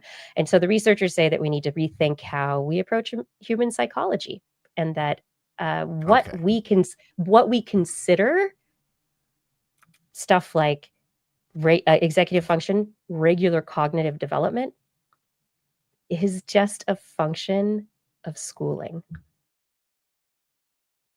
It's a function of Well, it's not schooling, but it's because most of this stuff comes from the Western paradigm with schools. It is yeah. it's training. It's your early life experiences and what is important to you for survival. But the thing is, we Well, don't have yeah. measures that map across different experiences, and that's the issue. Yeah, but I mean that seems like obvious, right? Mhm. It seems obvious, yeah. It executive function may be a decent marker for success in Western society.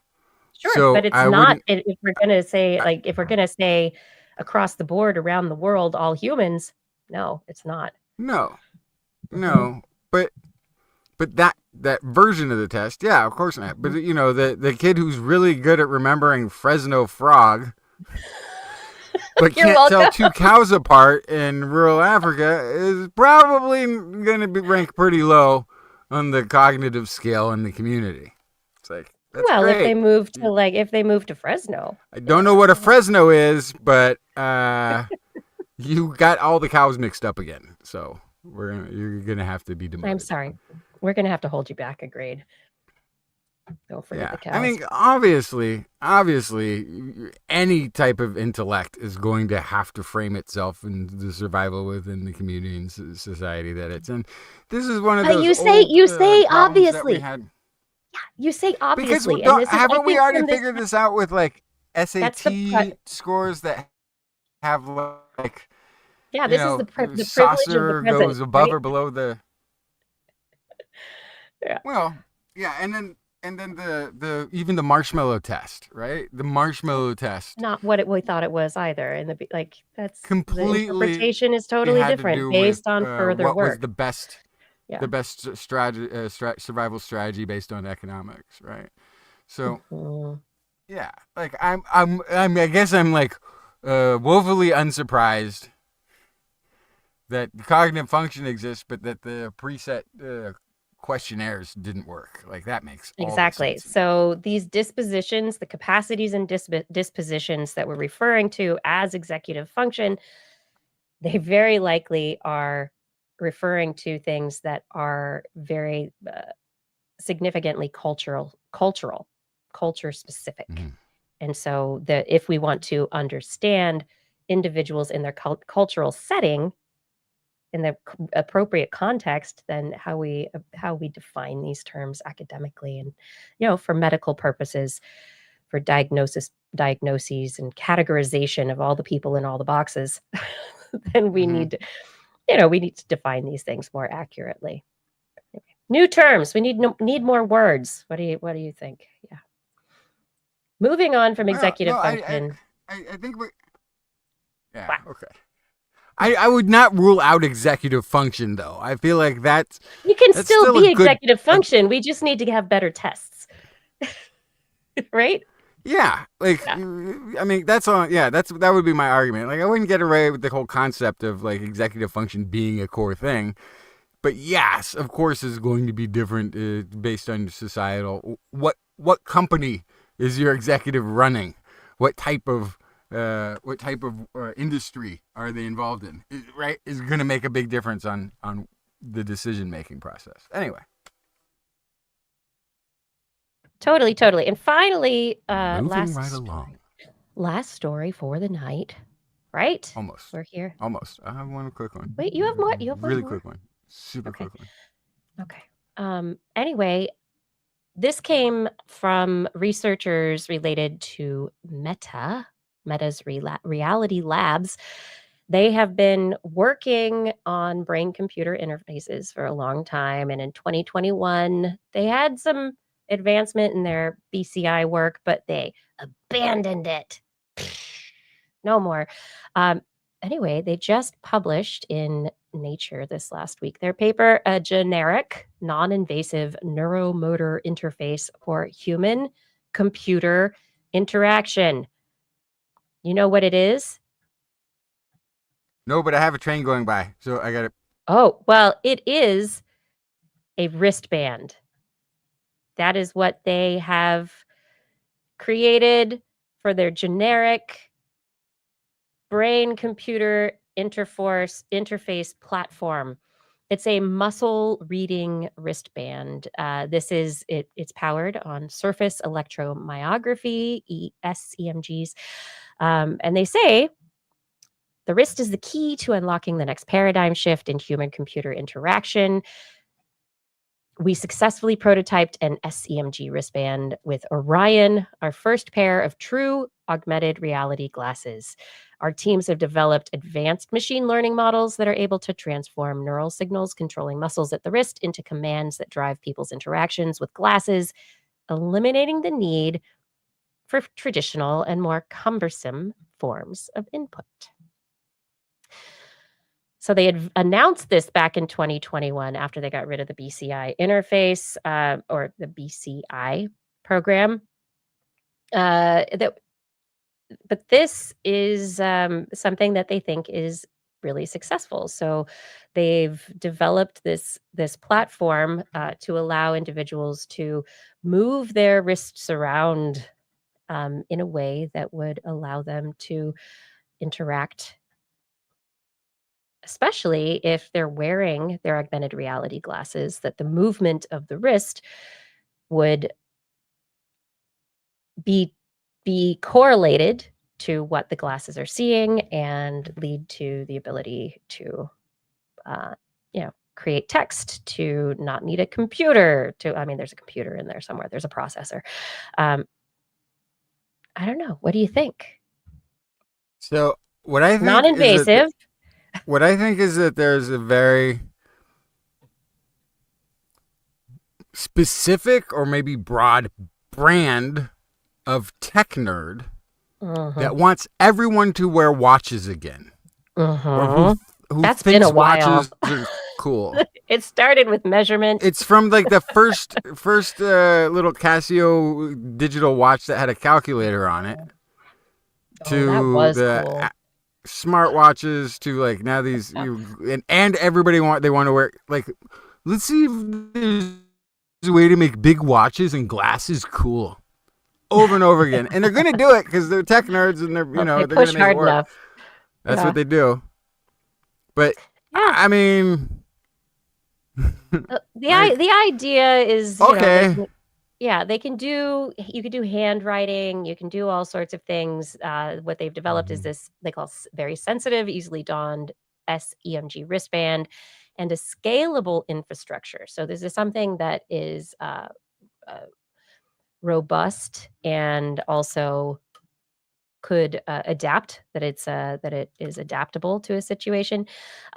This infrastructure for collecting training data from thousands of consenting participants, which I think is very exciting that they put that in their abstract. Together, these data enabled us to develop generic decoding models that generalize across people. So it doesn't have to be individualized. You can probably train it for personalization, but that the models can decode movements that are generalized across individuals. Test users demonstrate a closed loop median performance of gesture decoding of 0.66 target acquisitions per second in a continuous navigation task. So it doesn't seem like it's definitely not 100%. 0.88 gesture detections per second in a discrete gesture task, and handwriting at 20.9 words per minute. You could probably type faster than that. Oh, that's nice. We demonstrate that the decoding performance of handwriting models can be further improved by personalization. And this is, to their knowledge, the first high bandwidth neuromotor interface with performant out-of-the-box generalization across people. So I think that's their key, is that it's out of the box. Anybody get a wristband watch and the glasses, and you're good to go. Go do what? Not type on your can't computer. Already do. Because it's so cumbersome. What if I just want to? And then where are you writing it to? Where do you watch? Where do you see what you've written? What do I want to do? If you're wearing your augmented reality glasses, maybe you see it in space in front of you. Like, what if I could draw in neon cursive in the air and leave a note for somebody in the air? Like, that would be pretty rad. Yeah, it'd be pretty cool.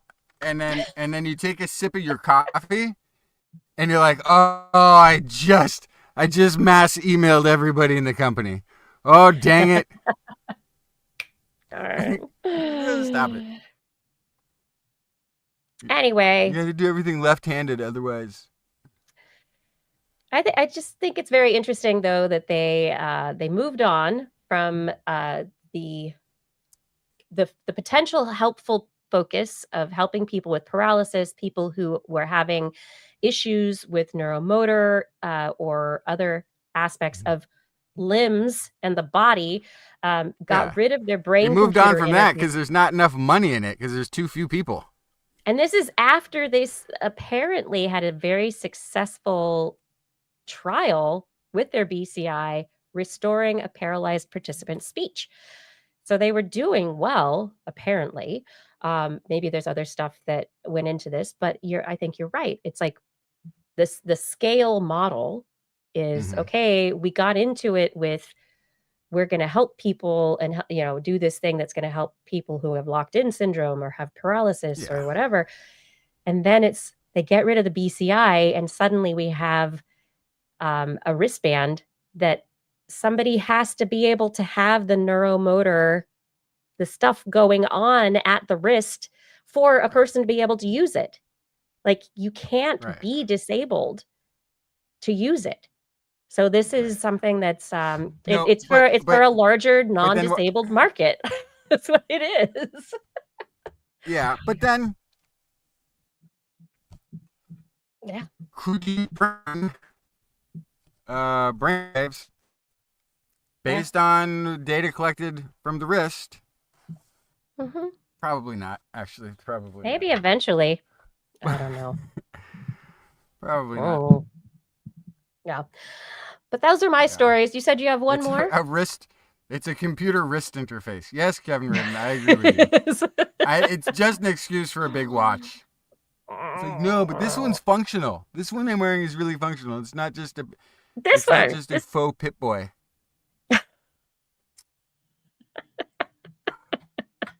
Oh, I had one more story, and I only am bringing this because it's not in the rundown, but I'm only bringing this because it is tradition here at TWIS to make fun of the Australians. Oh Every gosh, it's chance been we a get. long time. What? It's been like years. I don't. Okay, So everyone, you have to explain this, I guess, first. If there are a lot of Australians this who preceded haven't me. been This was around for a something. while. It I came from think it was a Greg. former guest who still had a lingering fascination That's for Greg. Australia that most Americans had gotten over in the mid 80s. Yeah. And so I Oh, think dear. everyone else on the show began finding ways to bash Australia to try to snap them out of their obsession. As I recall. It was a segment on the show called Australia bashing. This And week in Australia bashing. I want everyone to know I love Australia. But this is historical. This is from the archives, except it's a news story. Australia is my favorite country I've never been to. Can I say Same. that? Yeah. Yeah. You can say that. And would never go to because the flight's just too long. I don't want to be on an airplane for 4 days. And also, I'm like still a little bit nervous about falling off. Okay, I'm gonna go cry. Anyway, first Australian made. This is just a headline. First Australian made rocket. Right, they're heading to orbit. Oh no! It crashed after 14 seconds of flight. No. Failed attempt Come to reach orbit. Yeah. Wait, but was this our friend? Was this Robert and his our friends from Australia who we spoke with previously? Were they involved? I wonder. Oh, I don't know. I didn't look. I didn't mean to be bashing friends of the show. Yeah. But okay. this was the rocket Gilmore Eris, Space. Yeah. Okay. launched by Gilmore Space Technologies, was the first Australian designed and manufactured orbital launch vehicle to lift off from the country. It was designed to carry small satellites to orbit. Yay! Launched Wednesday morning in a test flight from a spaceport near a small town in the north of Queensland state, Bowen. It's a beautiful rocket. No injuries were reported because they didn't dare put a human being on one of those Australian-made rockets. It's a The real beautiful story. This rocket, is though. it was made a nice nice impact I'm sure it on did. people. So the thing is, this is the first launch of this rocket. Exceedingly rare for a first launch to go off successfully. Then again, Rockets in general. we're how many years into the space race? Australia, you're just now getting around. But this is a making your own private rocket? Come on, But this is a now. private company. This isn't the Australian government. This is a private company, Gilmore This Space. isn't the government. Yes. It's not. So this is part of like the international new space community. These companies that are funded as part of the human endeavor, to get off this rock. Kevin Reardon in the chat says one of the two engines failed. If you watch the video closely, you can see the failure. I will have to see the video. There are some really pretty pictures out here. Here's an image of its beautiful rocket flare. The diamonds coming. Yeah. I'm finding the video. We're getting here, everybody. I'm going to put it in a window and I will share this. No, don't play yet. I'm going to get it for you. Share. Wait, hold on. No, it's launching. It's going to go. Okay, there it is. Woo, it's launching. Voop, voop, voop. Oh, wait, where'd it go? Wait, where'd it go? Hey. Oh, it went back down. Oh. All right, I'm gonna see about. Even the cameraman was following the rocket and kept going up, but the rocket fell out of the shot. That's basically what happens here. It's tracking. The camera is tracking the rocket as it goes up, and it keeps tracking even though the rocket has stopped. Oh no, it's got going some up. it's got some sideways movement. Did it clear the? It did clear the launch tower. It did get a little bit above the launch tower, and then it just fell. It looked like it was trying to do one of those SpaceX launches where the rocket comes down back onto the landing pad and gets caught. But it has multiple. It's not one of those. This one just blew up. Well, it blew up because there was landed nobody back on the there ground to catch it. in an unexpected fashion. Yeah. It was almost a perfect landing. I mean, it was coming right back down to the pad.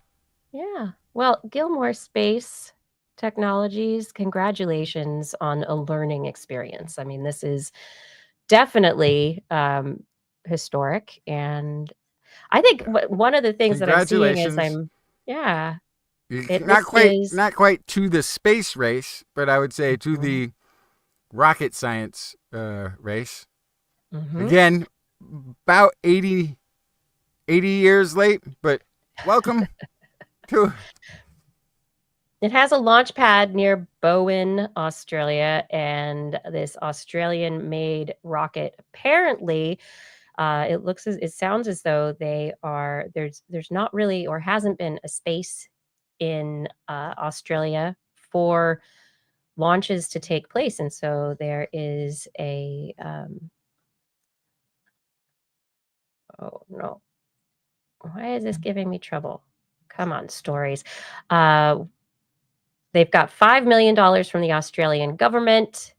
Otherwise, venture funded for this Ares rocket and the development of a launch site near Bowen. They've built a spaceport. So that's $5 million. Well, that's cool. Private funding and a $5 million Australian dollar grant, which in American money I think is like a couple $100. I'm not really sure. It's not as much. So it is a very bootstrap rocket. Let's see. It got $36 million in funding in February 2024. Launch license from the Australian Space Agency, which I think it was Kevin Reardon who sent me a Australian Space Agency T-shirt that is one of my favorites. Gilmore was pushed back on its launch, but they've had a few things, but yeah, now they've got what they are calling Gilmore Space's Bowen Orbital Spaceport, which is Australia's first licensed commercial orbital launch facility. So it's going to put Australia on the map in space. It might just be a bad spot to launch from. It says the country has been the site of hundreds of suborbital vehicle launches, but there have only been 2 successfully making it to orbit, and none of them were from Australian companies, I guess. Well, Huh. the dingoes Apparently hate Australia- their suborbital launches. It's got it's the extra gravity in Australia. That's what's doing it. Oh, geez, Kevin Reardon. Since it's Australia, they don't launch a rocket up. They have to launch it down. You're funny. Easier. You would think that would be easier. But apparently, maybe it's a perspective thing. Maybe they're actually on the top of the planet this whole time, and we've just been picturing it upside down in our minds. That might be why it's so much harder. Oh my goodness. All right. Well, I think we made it to the end of this program. What do you think? For sure. For Yep. sure. Oh my gosh. So, as we end the program, I would like to wish Blair a really good night. And everyone else, thank you so much for joining us. Thanks for being here in the chat room. All of you who were here chatting with us, I love your comments. I wish I could give each and every one of you a Snickers bar, but I can't, unfortunately. I mean, it's probably the peanut allergies. But anyway, everyone, thanks for keeping our chat room just wonderful places to hang out. Gord, Arnlore, everyone else who's there, really just being good and keeping an eye on everyone. Thank you for doing that. Fada, thank you for your help with show notes and with our social media.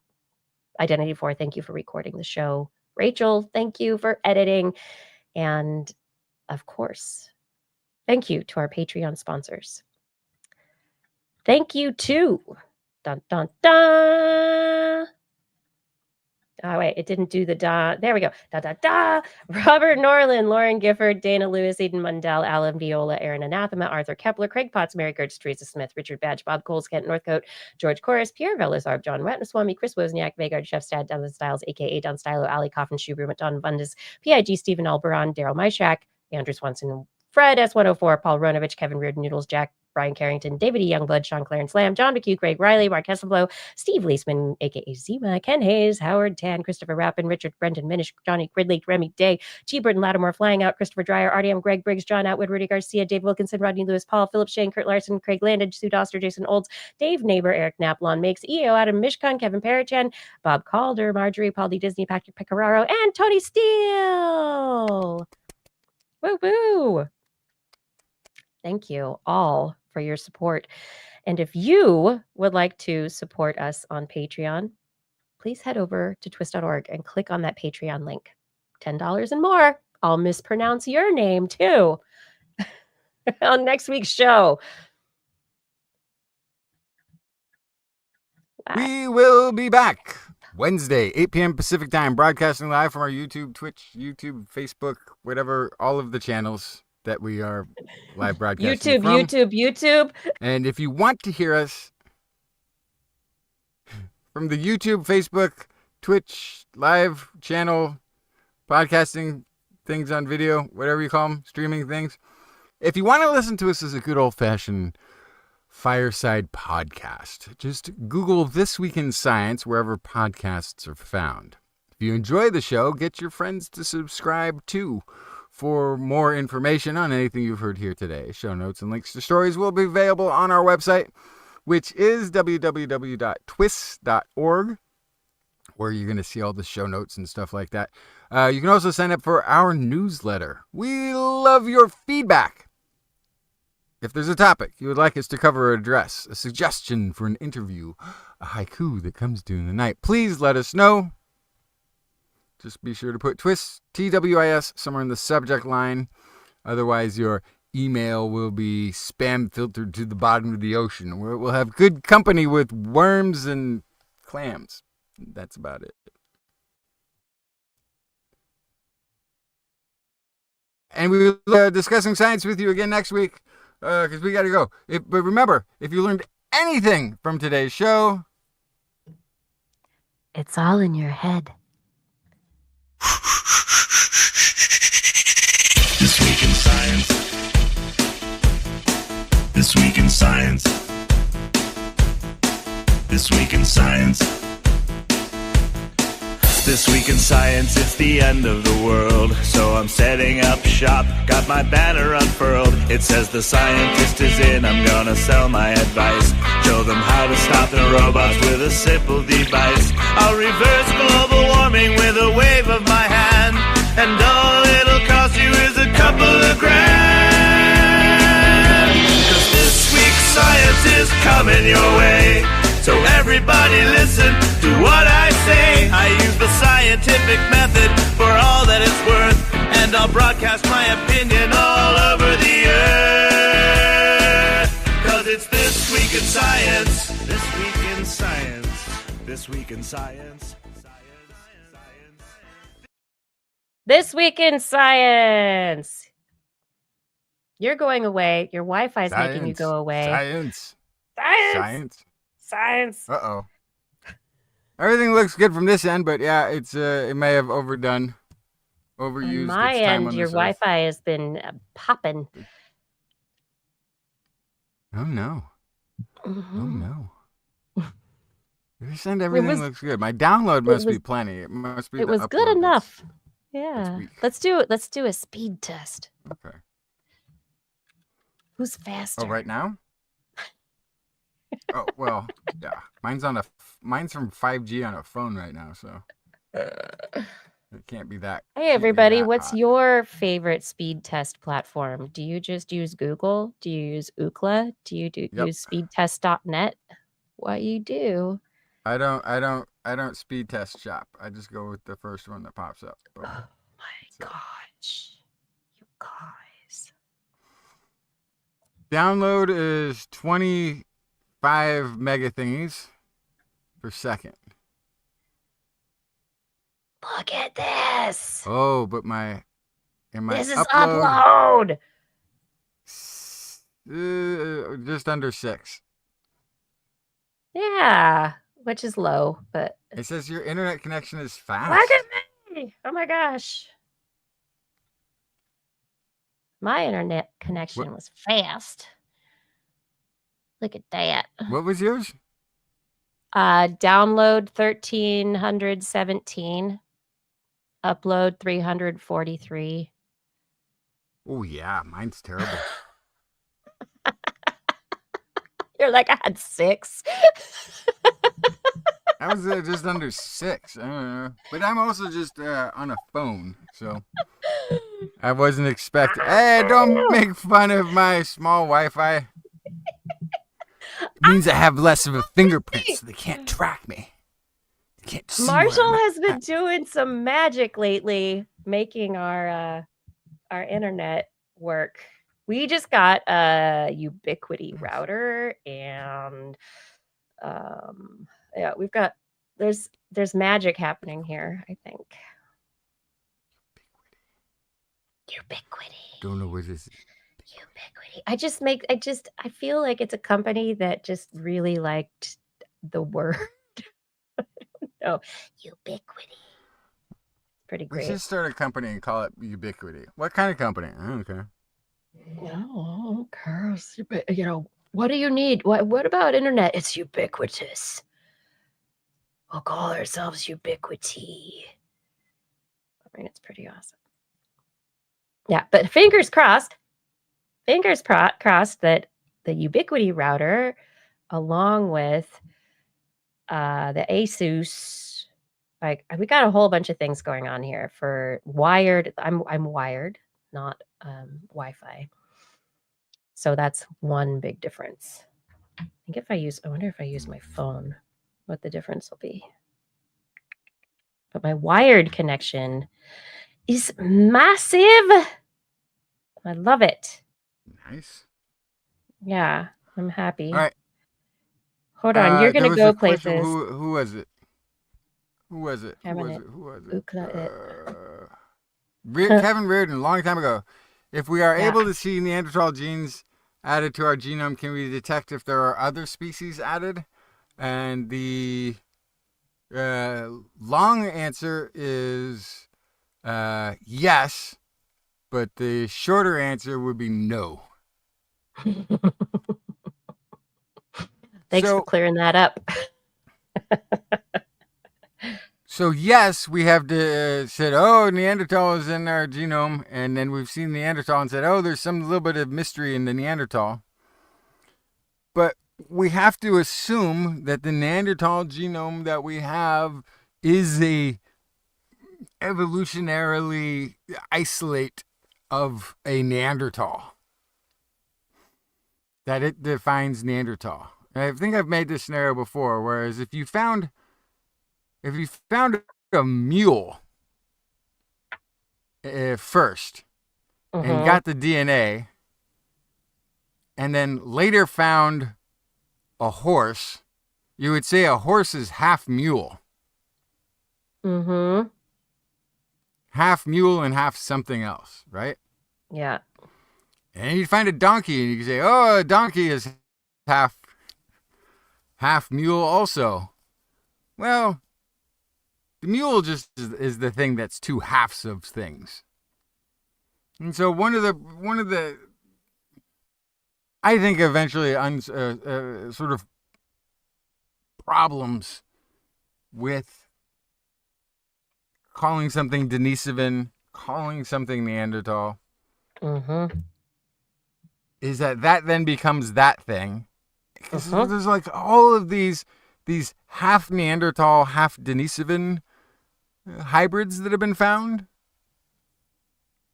At some point, I'm still like, isn't there a point in which they can't all be hybrids? Isn't there a chance that what you were calling Neanderthal has always been the hybrid?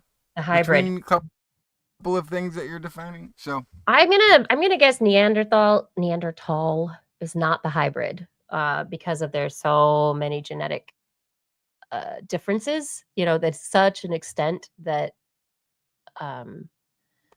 genetic. But you're talking about genetic differences between a Neanderthal and a Denisovan. Oh yeah, and so which that's is the like problem, I guess the other that, question, because like it's like, is Denisovan human, homo, say like yeah. Right. So if all Neanderthals are like part modern human and part Denisovan, if they're the mutt between current modern humans and Denisovans, but we've defined it as a thing that's separate unto itself, we are going to have a problem unentangling that in the future, because everything looks like it's half mule, right? If Neanderthal is a mule, if it were a crossbreed, this is not something that's the prevalent theory of anything. I'm just giving an example of this. If it was a mule, but we've defined it as Neanderthal, as this one thing, then humans are going to look like pretty well related to a Neanderthal, and Denisovans are going to look well related to Neanderthal, and every Denisovan that they find looks like it's half Neanderthal, because half of what we've defined as Neanderthal maybe came from somewhere else. So that would be an example of why it's really, really difficult to, at this point, unsuss it. So if we could get some truly ancient DNA, Yeah, some truly ancient DNA of like a Homo erectus, ergaster, or an ergaster, yeah, or even Sediba. just more samples of Denisovan and this sort of thing, then you can start to pinpoint time points of where this was the genetic norm. But right now we could have all sorts. We could have 5-6 other mystery hominins bunched up within what we're calling our Neanderthal DNA. But we don't know, because we don't have an example of them in isolate. You put your Denisovan in my Neanderthalis. You put your Neanderthalis in my Denisovan. Yeah. Sorry, I'm having memories of chocolate and peanut butter ads growing up. Yeah. It's a good combination. It is. If It's you kinda don't have a similar. peanut allergy. I Although, keep can going somebody back with to a the peanut peanut butter allergy things. eat a Reese's Pieces? I'm like not questioning whether there's actual peanut No. involved. Right? Or is it just Don't know. peanut flavor, and is that enough? Don't know. Yeah, but I get this. Yeah. So that's like the really difficult part is Mhm. until you've identified a real outlier, you don't know Mhm. that it's something that's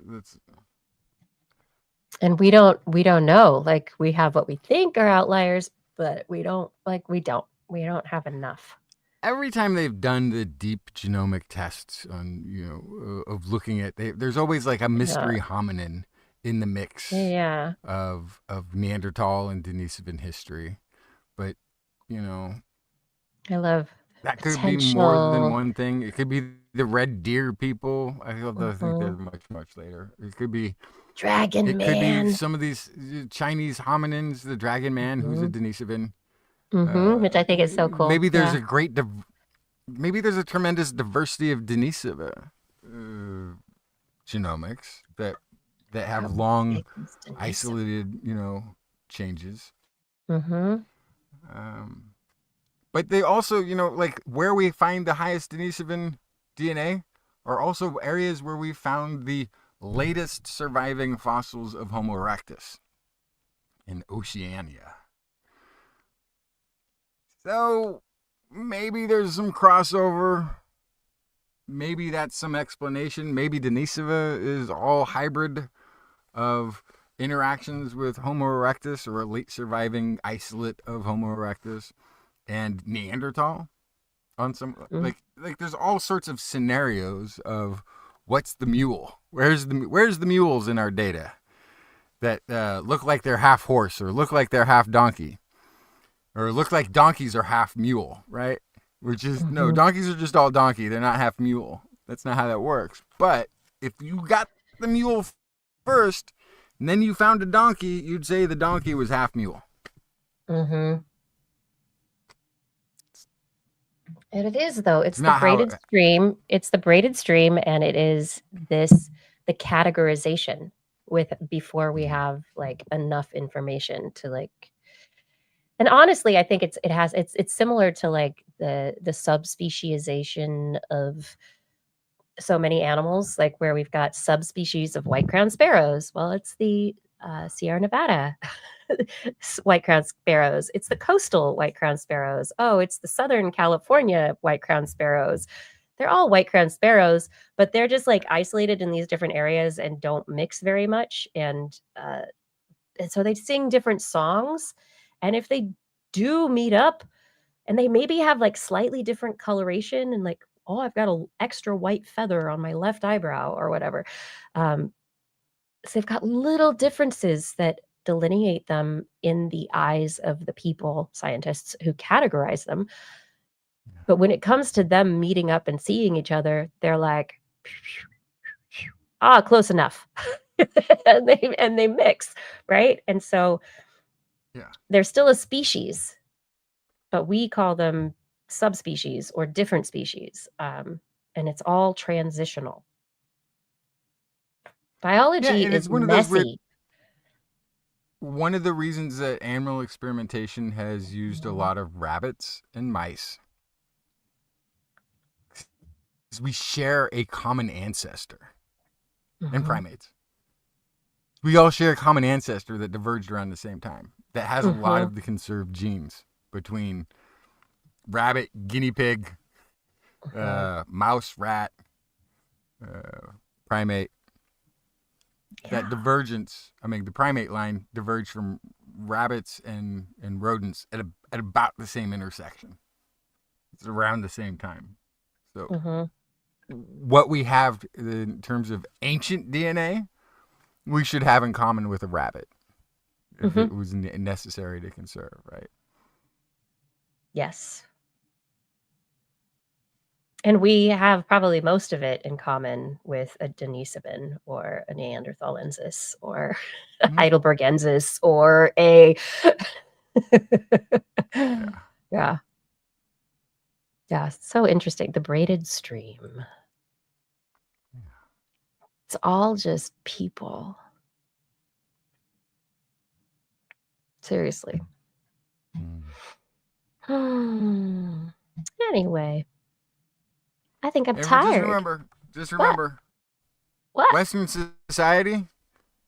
society is at its earliest implementation 5,000 years old.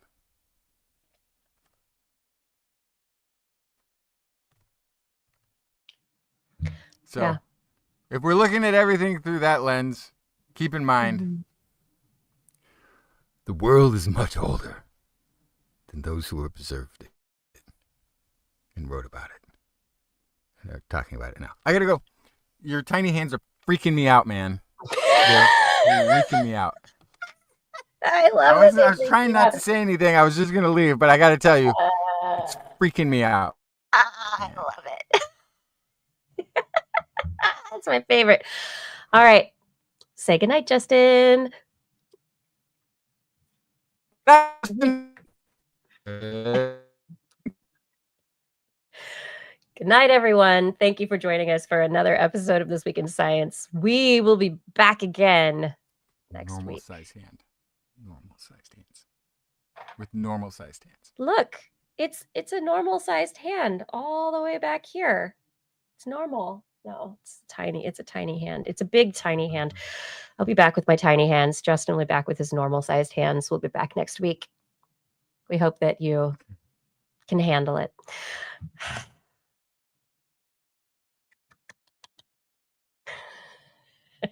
Stay safe, stay healthy, stay curious, and also stay lucky. We'll see you next week. Bye. End stream.